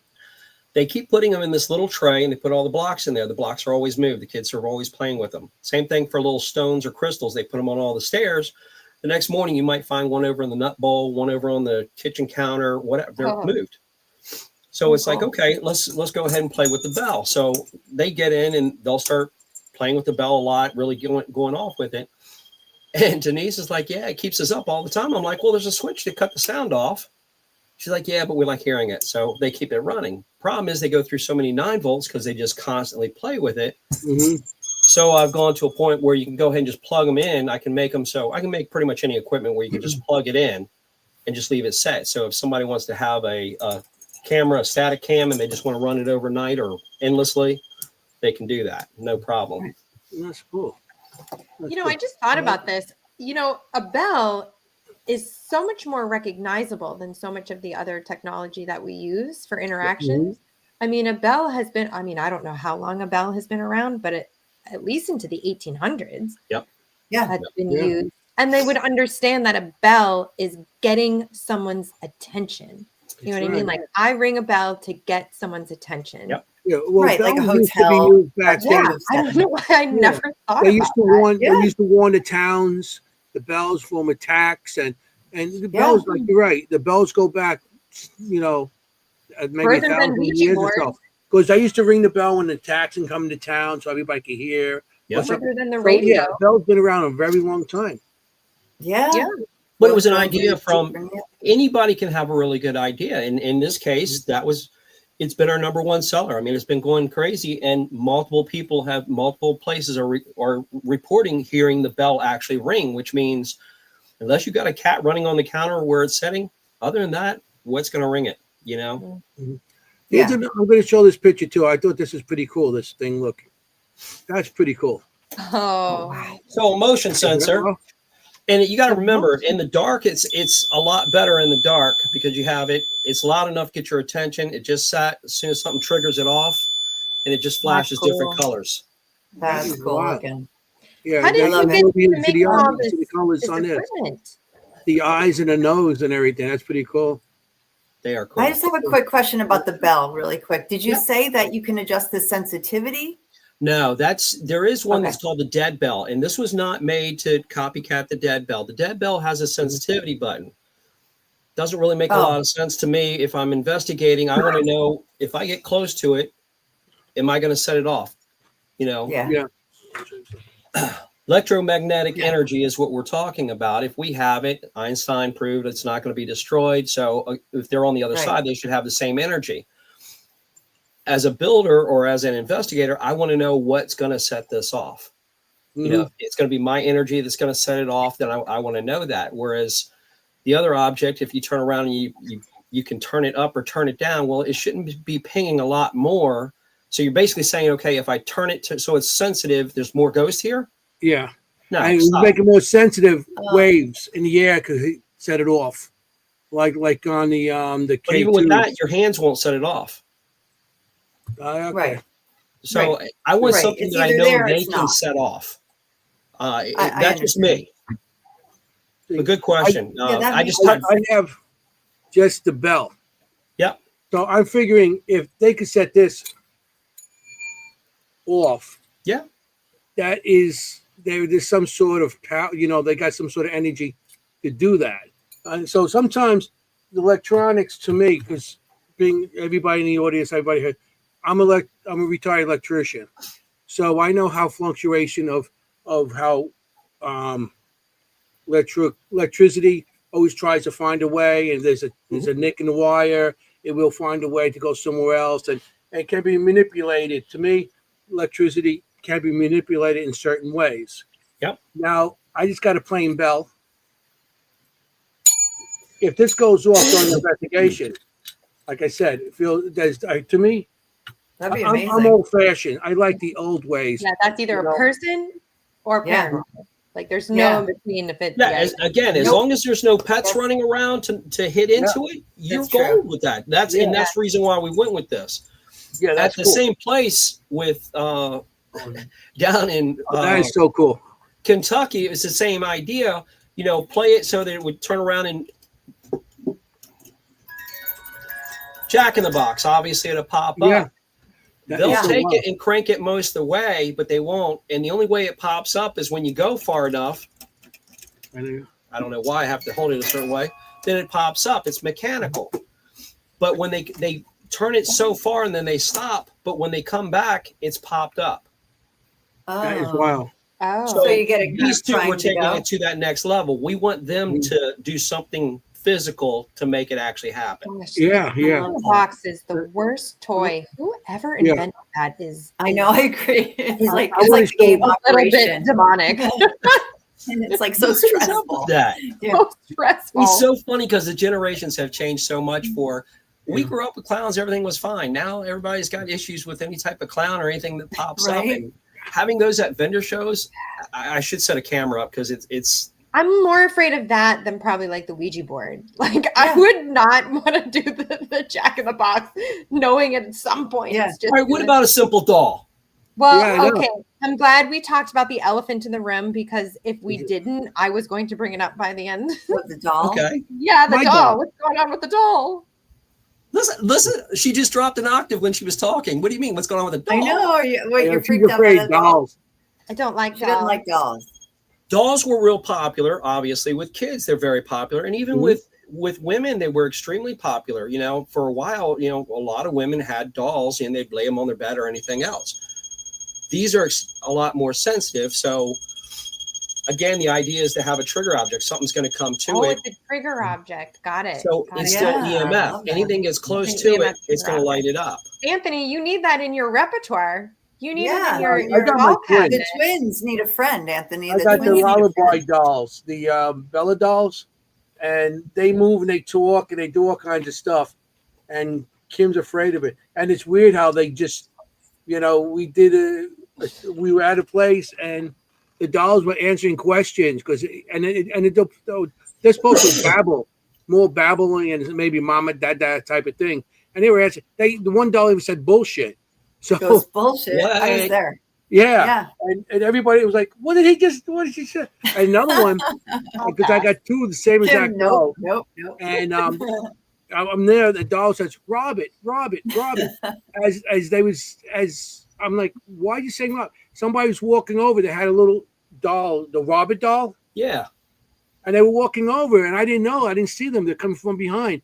And it says the doll kept saying, Rob it. And they put I was like, it's saying Robert. There's a Robert Oh, doll. good. It's talking to other dolls. Perfect. It's like, Yeah. yeah, Even better. the twins are coming this weekend. Like I said, everything can be manipulated. There's things on the other side can manipulate pretty much Yes, anything. And I So believe in that. That's so true. it's a simple trigger tray.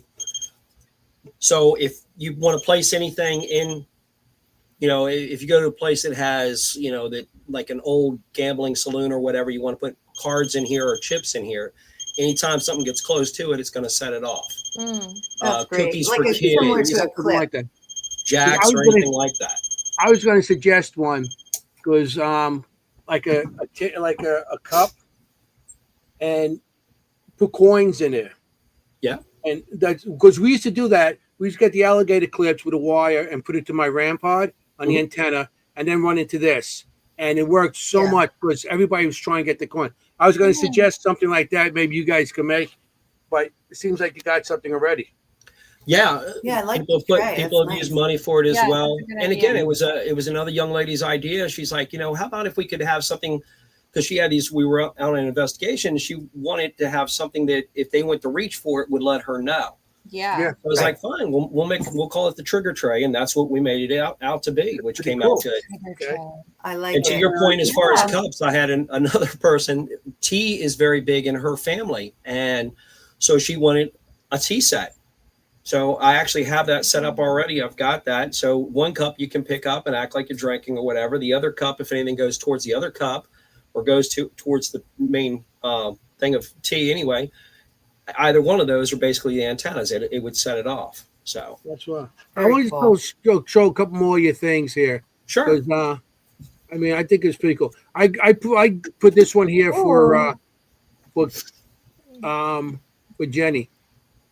Oh yes. The cat toy. Yeah, I fuck cats. She's That's funny. these boxes so cool. Yeah, and Mary Beth Jewelry was asking boxes. about the plushies. Jewelry boxes have been around for an awful long time as well. Trinket boxes, jewelry boxes, anything like that. Just like the lanterns you'll see on that page. Again, Okay, trigger that's objects, things that they would be able to relate to. Plushies, the cats. My wife was real big on making those right off the start. She does most of the plushies we have in general. Mhm. But how much draw comes to those? I mean, that's probably the second most popular is the black cat. Oh, really? Yeah, I Okay. can imagine. Everybody. I mean, with the Boo Bears. There's somebody in the audience asks, "Do you have Yeah. a Boo Bear?" But- Don't Yeah. have the Boo Bear, unfortunately. The more power to you. I need to make one regardless. That there's some benefits and some not so much benefits that I Yes. can see from the Boo Bear that most of us I think. agree. Great idea. Love the idea. It's just being in the field, we know there's some pros and cons to it. And so there have to be some adjustments, some differences for that. And it wouldn't be called a Boo Bear, but we do have bears that will light up and do the same thing. They don't go ahead and talk. Native Americans, big. I had a gentleman who was Native American. He's like, well, can you make something to trigger, like a trigger object for Native Americans? And I'm like, the only thing coming to mind, honestly, was an axe. I'm like, I can't be handing out axes or anything. It's like what? And he's like, how about like a tom-tom drum? Can you make something out of that? So it's an EMF detector as well. So if something gets close to it, Oh, wild. yep. I love that. I love that. I could have used that at Fort William Henry. We actually had a real drum, and we got talking about the drum on the recorder. That would have been amazing. You should to make dream catches like that too. good point. Excellent That's a point. good Yeah, idea. Mm-hmm. real good. How We long have find you been that- making these for? How long have you had your business? Almost 3 years now. Wow. It's actually going pretty fast, but we go to a store, we go through thrift stores. It's like toys. It's like a little train. That's great. I mean, look at all I three can of us are find like, what something about so this? What simple. about that? Yeah. You can use pretty much anything, and again, use toys. Used toys are fantastic. They've already been Yeah. used by kids, so why wouldn't I try to go ahead? It's going to light up if they touch it or anything. So again, And a child from 1800s or something like that would know a train that looks like that.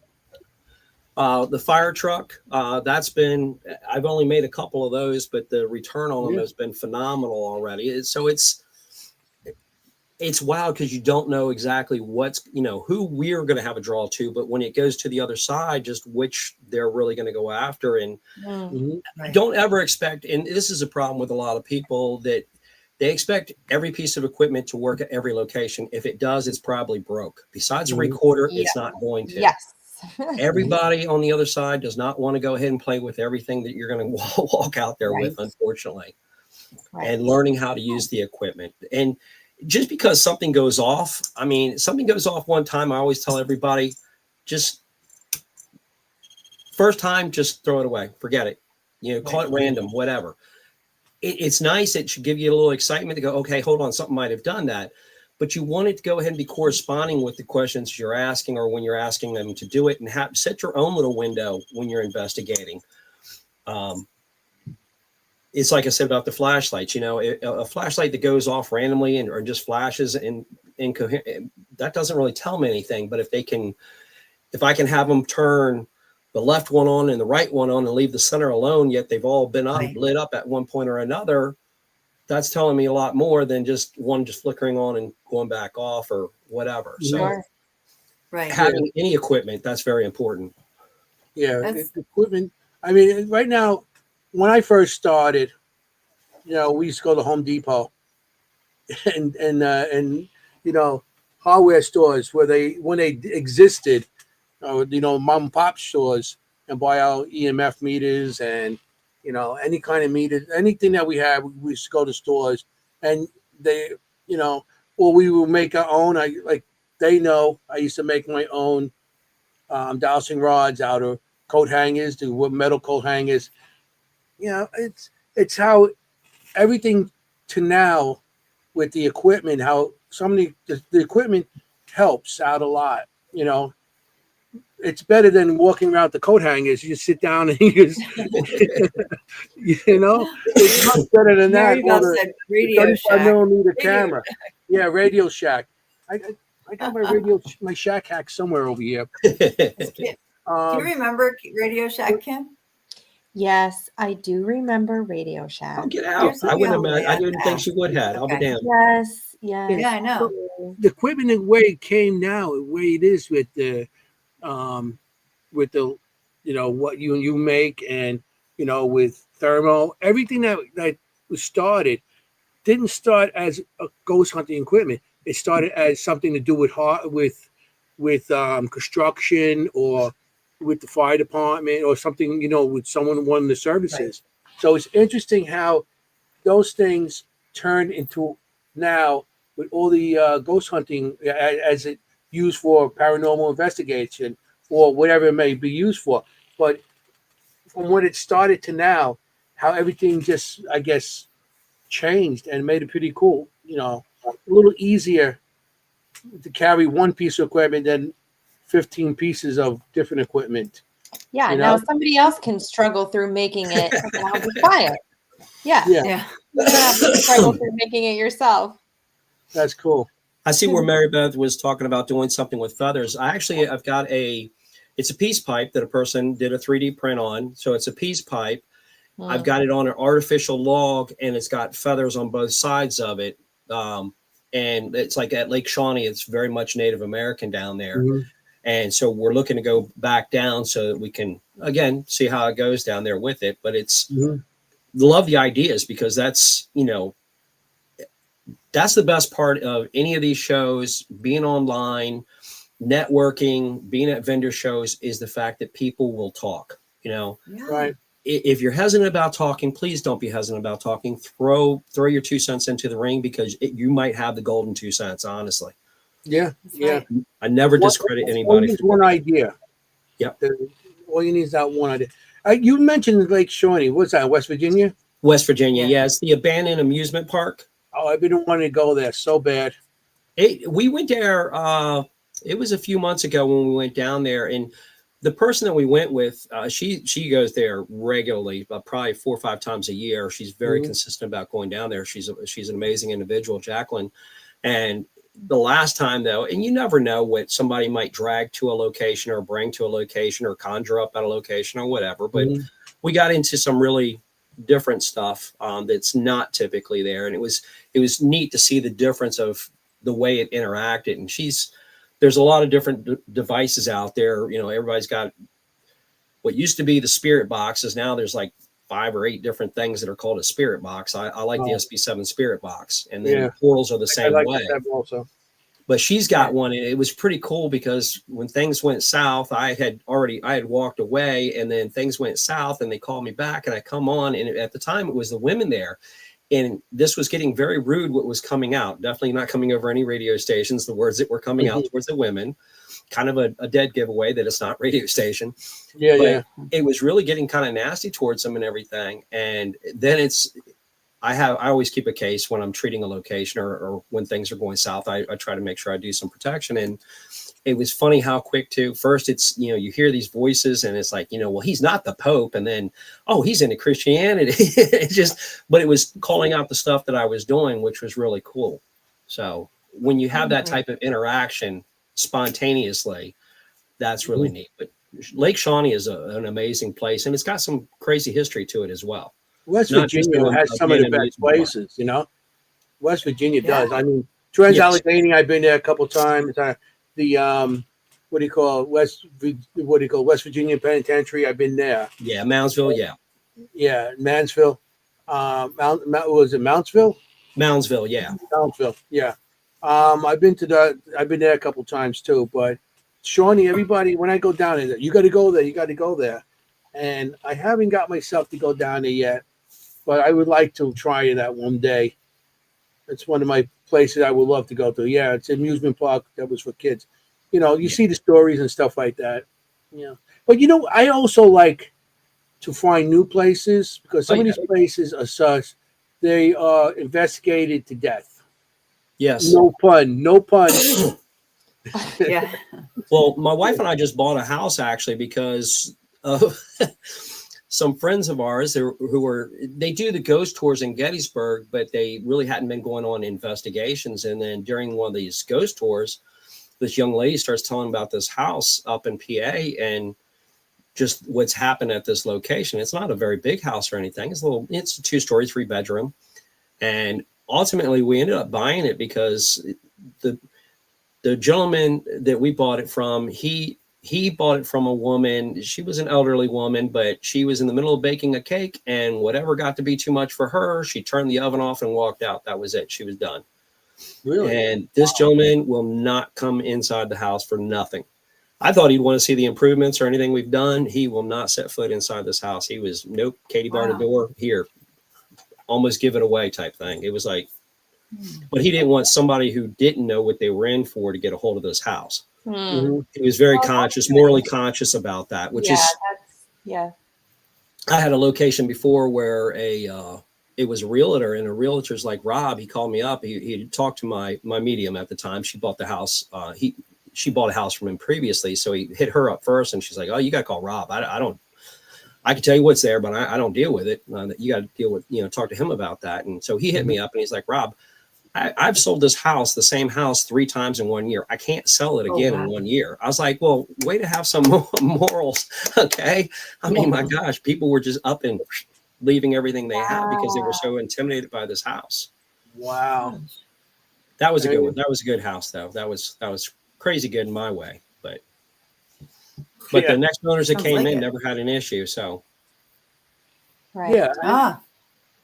That's weird. Sometimes people don't have issues. Some people do. I think it's because the person, the person's energy can attract what's ever there and bring it forward. There might be something always there, but the new people came in don't have the same energy that But then they might have something going on and they just don't notice it too. True. Start being stuff like that. And the way we are, anything, we go in a location and the bottle's over here, and the next minute you come back, the bottle's on the other side of the room, and you're like, how'd that happen? It's like we notice things very quickly, and we notice the littlest things. So that's why sometimes I think they say, oh, we don't notice anything. There's nothing happening. So I believe that. Yeah. I'm sorry. I was just trying to read that real quick. Oh, I'm sorry. Yeah.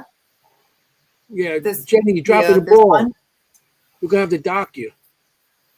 No, and to Mary Beth's point, it's like the spirit box. I was talking about that a minute ago. She's making a comment about the spirit box. The spirit equipment you have to learn, including the spirit box. I'm talking about the SB7. And this is just my opinion. Mind you, everybody can have their own opinion. This is my opinion. Quit going through stations slow. And it is sweeping through radio stations. But if I'm sweeping through 10 to 14 stations a second and I point at Kim and say, what is her name? Should Kim come through that radio at that point? I'm not broadcasting. I'm not. Somebody's got to be. Again, the first time her name comes through, we throw it out. Then I say, what color is Jenny's shirt? And it says black. Okay, now you got to start wondering what the hell's going on here. Yeah. Okay. Right. Turn around and say, what has Anthony got on his face? And you hear glasses. what the hell else do you need at that point? Right. You're just never going to believe at that point. Validation. Yeah. Right. It's so relevant. Yeah, exactly. And But- it's beyond coincidence. Yeah. Yeah, you got to move beyond it. Yeah.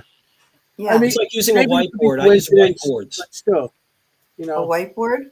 Use a whiteboard. Take a whiteboard with you. You don't even have to announce it. You write the number 10 on it, for instance, and just show Right. it and say, what is this? Mhm. And 10 comes through the spirit box. Right. For example, you want to keep making it harder because you want to prove to quit trying to prove to anybody else, prove to yourself first. Right. Yes. Prove to yourself. Now, how in the hell how did 10 come through at the same time? And again, the first time you get something, again, take that out, make it harder. Elite is part of, is my team name, Elite Paranormal Society. Elite, I'm very competitive. I do want to be the best. I want to shoot for it. Doesn't mean I'm going to be. Doesn't mean that God knows that I'm going to know everything or anything like that. But I do want to try to do the best I can do, whether it's for a client or anything. So I always want, so if I'm trying to get better, I don't want just, okay, you get a random word that happens to come through the spirit box that's very clear, completely clear. I can't associate it with anything. And half the words that do come through, you can associate to almost anything because they're just very generic words that come through. And yeah, you can put it to anything. Yeah. It's like the phone apps. My wife was using a phone app and there's things that are hitting and whatnot, but I have also, of course, we have plenty of equipment. And I happen to have, we're up in the living room and my wife's asked me beforehand, says, well, how can we increase the activity here? Because I've cleansed here before when my medium lived here. It just got to be too heavy for her. So I went ahead and got rid of everything. JC, whatever. So things have been very flat in comparison. So then my wife's like, okay, how do we make things, she wants to experience nothing bad, but she wants to experience more paranormal activity. So I said, the more you investigate, the more you open it up, the more times you're hollering out there, hey, is everybody there? Anybody there? Eventually somebody's going to say, yes, something's going to happen. And so we started doing this and then some things started coming through her app. And I'm like, okay. And it's word association. We immediately try to associate something to whatever word we hear. It's human nature. But I'm like, okay, look, to Maika was pointing this out earlier because she remembers us talking about this. I said, look, if you're really here and you're talking through this app right now, seriously, I got to have something that's like right here. And it says Luna. Well, our cat, Luna, black cat sitting right next to us is Luna. Mm-hmm. I'm like, okay. I gotta have something more than that. That's one time. Mm-hmm. So I was like, no, I need to have something more than that. Marie. Well, that's my wife's name sitting next to me. Mm-hmm. I'm like, okay, who is this? Raymond. That's my dad. That's on the other side. I was like, son of a bitch. Well, now I got to take it away from the app. I didn't have a wonderful relationship with my dad when he was on this side. So I didn't expect this, but he's been here before. So now, okay, I've got this other equipment. So let's go ahead again. Let's move away from just the phone app. Let's see if anything else happens. I'm like, all right, if this is dad, let me just, when I name your favorite son, light up that lantern. And when I got to his favorite son, that lantern lit up. It hadn't lit up before that. It didn't lit up afterwards. I'm like, oh, wow. Okay. That's pretty cool. You're like, okay, now see, it's true. He was your favorite son. That's right. That brings up a good point about the non-locality of spirit, right? Because you're in there trying to create extra activity, which I have had people request, how do I get more activity here? And it's the same thing. You just interact more. You interact, you ask questions, say agreed. Don't bring some object in that is haunted to increase your activity there. You can if you want, but I wouldn't recommend that. But yeah, if you want to interact more with your spirits in your house, communicate more. Anyway, but as you were having that intention, somebody else came through. So do you feel like, now this is just a hypothetical question. Sure. Do you feel now that Raymond would be in that space and being invited into that space to increase the activity there? Or you think it was just non-locality? He was taking the opportunity to communicate? Yeah, I truly think he has been here one time before, and it was him apologizing, which was really bizarre. I never, trust me when I say I would not expect it from my father by far. And my medium was living with me at the time, and we were in the kitchen, and all of a sudden she was getting a cup of coffee, and she's like, I'm your blood. And she just would spout out, which there's things that come to her, and I know it at this point. She spat out what she gets, and I'm your blood. And then she talks a little bit more, and I'm like, my grandmother. She's like, yep, it's your grandma. And I knew who it was, which I don't get those feelings. It's really weird. She doesn't know my history of my dad. And all of a sudden, boy, when she started letting out about everything, she got to a point where she's like, don't you got to go to work? I don't want to feel this anymore. But it was his remorse. And, and I was very forgiving. I mean, I'm not a jackwagon about it. I'm not going to be like, oh, still holding a grudge. My God, you're on the other side. Go do what you need to do. But it was really cool because her not having that knowledge, and yet there was very specific information coming through. And again, God bless everybody is gifted that actually shares that. I think it's an amazing feeling that you get, because I know that was truly him, and I know he was truly remorseful for it, which while he was alive, he wasn't. But again, that gave closure to that chapter of my life, which was amazing feeling, And she never knew it was going to come because she was in tears. She just wanted to go away. She was like, I just don't want to feel this anymore. Stop. Yeah. But again, thank you so much for anybody who's gifted that shares it with others. I mean, that's amazing. Yeah. So I think he can come. I think he knows he can come if he wants to. It's not like he's not welcome. He understands that. So yeah. I don't think he's not like he's going to stay here and just be stuck here or be stuck only in that one place. I believe very much, to Anthony, to your point. Once they learn to get to the other side, it's transitional. It's like the Grim Reaper. I hate the term the Grim Reaper. The boatman, the ferryman, I love so much better, when you go to a couple of other religious beliefs or paths or whatnot, because the Grim Reaper is not actually there to kill you. You're dying already. You're right. Leaving this part and moving on. It's your escort. And how many times in like hospitals, I bring it up a lot, because in hospitals, nurses, doctors and whatnot, you could have an 80, 90-year-old man and he's going, mama, and he's reaching out for somebody. And next thing you know, he perishes. But he's like a little kid hollering for mama. He sees mama. To him, that's mama, and he's going. Nothing. He's not like, oh my gosh, Yes. Yeah, you're right with that. Yeah, I truly believe that. Yeah. I had a experience with my father too, coming through one time, and my father and I really weren't, there's a lot of history there. You know what I'm saying? Oh yeah. And I had a friend that's a psychic that him and I were doing an event for soldiers that commit suicide. So we were talking on the phone about stuff. All of a sudden it starts coming through, and he just brought up. He goes, "Oh, Josephine just wants to say hello." And I'm like, "Okay." Josephine was my cousin that passed the week before. She's my mother's age. And she goes, Josephine wants to say she's with Mary and Ro. And my grandmother's Mary and my mother's Rosemary. They called her Ro. So he goes through this whole thing. I'm like, this is weird. This is weird. Then he goes, there's a man coming through with a mustache, and he's saying he's sorry. So bless you. And I'm like, who's that? And he's like, well, he said, I think he's your father. He's wearing glasses. And then he goes, his name is Rosario.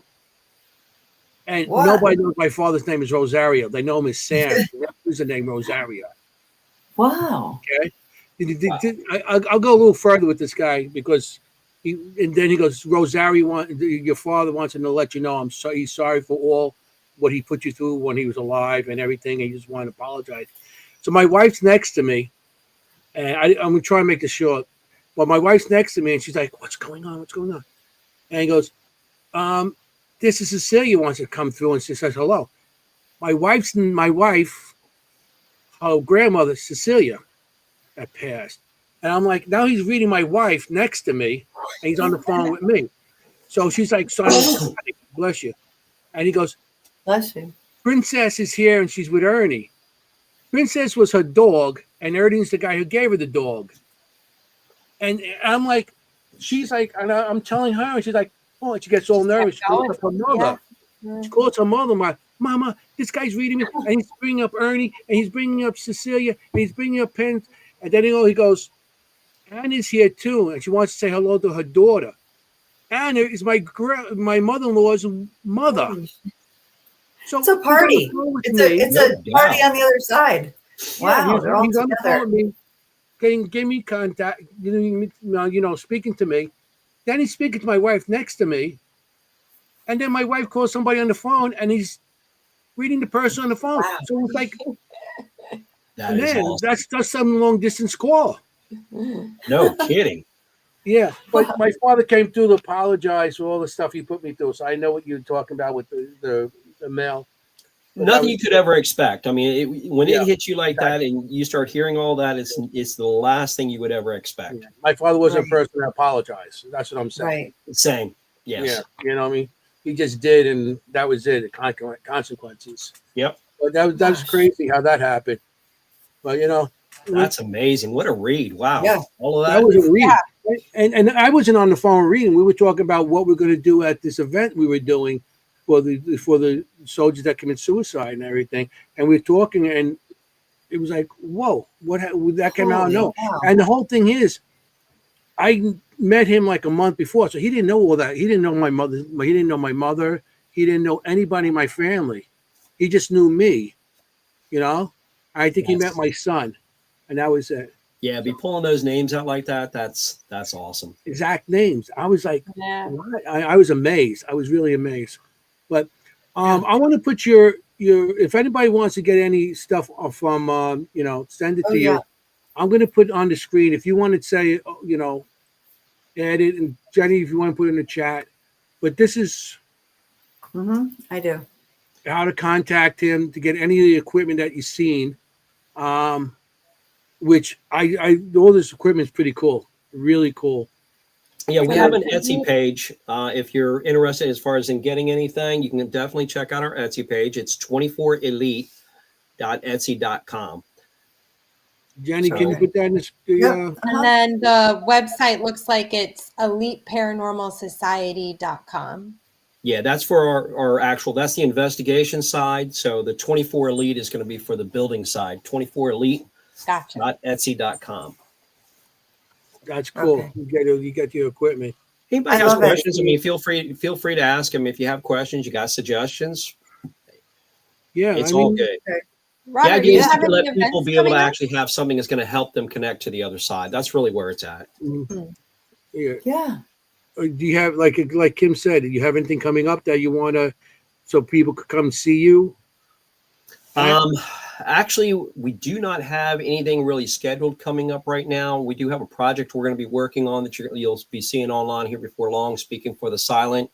That we're looking forward to moving forward with, but we'll get more details out on that. But right now, it's actually one of our quiet times, in comparison. I know we got the year coming up before too long. We do a lot of different vendor events, but right now it's pretty quiet, thankfully. Kind of Yeah. nice to have a little break. Yeah. into the After the holidays, I spooky see that. season. Yeah, I mean, hopefully, I'll probably see you at some of the events coming up. Yeah. Are you doing Hanover? No, Maverick? not. Like I say, I don't have anything on the books yet until beginning of the year. The earliest we're looking at is probably, I think right now, I think we have something I have to see whether or not we're going to do something in February or not. But right now, it's putting a lot of effort right now into that house that we're kind of trying to decide what to do with, because I love the activity that's there. It's like when we first went into that house that we just bought, the first 2 times we investigated there, you can't run for 30 seconds without hearing all kinds of crazy EVP sounds, whether it's voices or sounds. And now I have an understanding with who's there, and it's like boring as hell. So I'm hoping other people, like one of my team members, not so much for him. He doesn't enjoy it too much being there. I mean, if you're interested, send me some pictures. If I see anything, I'll draw it for you. I would love that. That'd be great. I'd be glad to. Absolutely. Yeah, definitely. Send me if you have some pictures of areas, active areas. Yeah, I mean, or not inactive, so you can see if I'm really doing what I'm supposed to be doing. Yeah. If you get, again, what I don't want, I never put an expectation out there. If you get something wonderful, if you don't, no harm, no foul. It doesn't mean that you don't have or can't do, and that should be for everybody. Nobody should have to have expectations put on them. You just put what comes to you, Yeah, that'd be awesome. And then maybe in the future we'll get you on the show and we can talk about the house. That'd be great. Love it. Ooh. Yeah. Yeah. Maybe we could give Kim some pictures to Yeah. read. Send me some pictures Yes, or it does remote address. readings. But between the two of you, Really good reading. Jenny, do you have abilities as well? Did you No. claim? No. Well, I think everybody has No. abilities. The I answer think is no. everybody has. I agree. But- We're all to a different level, even though we try to go Okay. ahead and say, no, My we level don't. is very low. I think. But I think- like you, I rely on them. Like I rely so much on Kim and and Anthony and our other friends who are sensitive, you know, because I don't know where to start, right? You walk into a place and you're like, okay, Yeah. where do I go? And Yeah. you know, it's a direction, you know. But like you said before, I also don't like to, you don't want to go like this. Like you don't want to take something that Kim says and you want it to open up, which is one of the things I was going to compliment you on. I love your progression, you know, because it's your progression opens up rather than closes off. Yes. You know, and Anthony mentioned that before. I really like your style, Robert, like the way that you open up. You're like, let's try this now. Let's do this. Let's go here instead of like, okay, let's focus in on this one little thing to death, you know? Yeah. Great point. You got to go where it leads you. I feel right. like, right? One of the greatest gifts I have is I was able to go ahead and match my medium up with a gentleman, and he was a sketch artist in India. So he was able to draw a lot of what my medium has seen. And either she's got the most vivid, crazy imagination, which is not her. But the details are amazing of what even the little boy, Jeremiah, it's so cool because again, he thinks I look like the man that took care of him. So it's kind of that we have that connection every time I went to that location.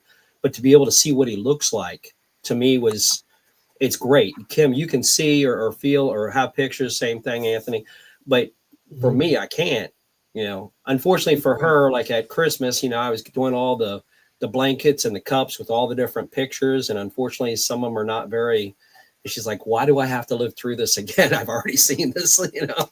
For her, it was real. To me, it wasn't. So, but sketch artist, man, it was amazing to be able to see what you guys actually see is an incredible treat. It's very special.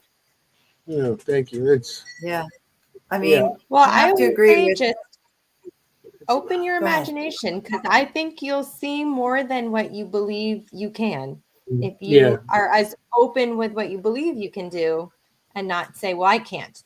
Because I think you are seeing Jeremiah and you do know he's there. And that's already one of the senses, knowing that he's there and communicating. And you open that up and just be curious with it. Love it. And Jenny does have abilities. She just keeps it closed for whatever reason. And Jenny, when you go in, it's not that you got to start somewhere. They come to you. Yeah, They do. They come to you. Okay. You don't have to start anywhere. You walk in, they want you to know that they let you know. I always say that I don't have abilities, but I have empathy. Like, I always try to put myself in the position of someone who's dealing with, you know, Spanish flu or, you know, trying to just feed his family as a farmer or, you know, I try to like put myself in the position of the person I'm investigating. Love it. You know, love it. But I think that's great. just an empathy thing, not really a sensitive thing. So we are coming to 2-hour mark. I know, 2 hours. Shoot, like that. Like that.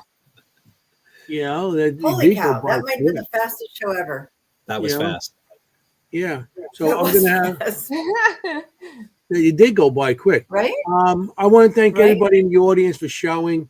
Yes. You guys are great with questions. And I mean, it's amazing how everybody in the audience comes in and, you know, we're not here for us. We're here for the audience pretty much. But we are here because we like doing what we do, you know. And we learn so much. Like I learned Robert, a lot. I mean, it's awesome. You know, I'm glad I got to meet him and everything at the, you know, at Gettysburg and Maine and everything. So it's pretty cool that how it works out. You know, it's like full circle that you get to meet people and say hello, you know. And I also want to add tonight on anybody. We got 990 subscriptions on this network. We want to get to the 1,000 mark. We need 10 more. 10 more. So please subscribe to Earth Radio, please. So, I mean, if we get all these people to subscribe and stuff, maybe we get some more shows like this on, more paranormal shows, and there's other shows that are actually on Earth. But if we want to try to get more shows like this on there, maybe we could bring the numbers up. Okay. Yep. Also, ERRT. ERRT Radio. Here he goes. Yep, there it is. Okay. So it's a 2-hour mark. So I definitely have to say, okay, you guys when you guys go on investigations, you guys got to go out there, be safe, try to be safe as possible, because you want to look for ghosts. You don't want to be a ghost. Hey, forget about it. Ciao, familia. Good night. Thank you, Robert. Thank you for being with Thanks, us tonight. everybody. Appreciate it. Thanks for Robert. being Thank here. you again. Thank you all very much. Thank you. Hey, how you doing?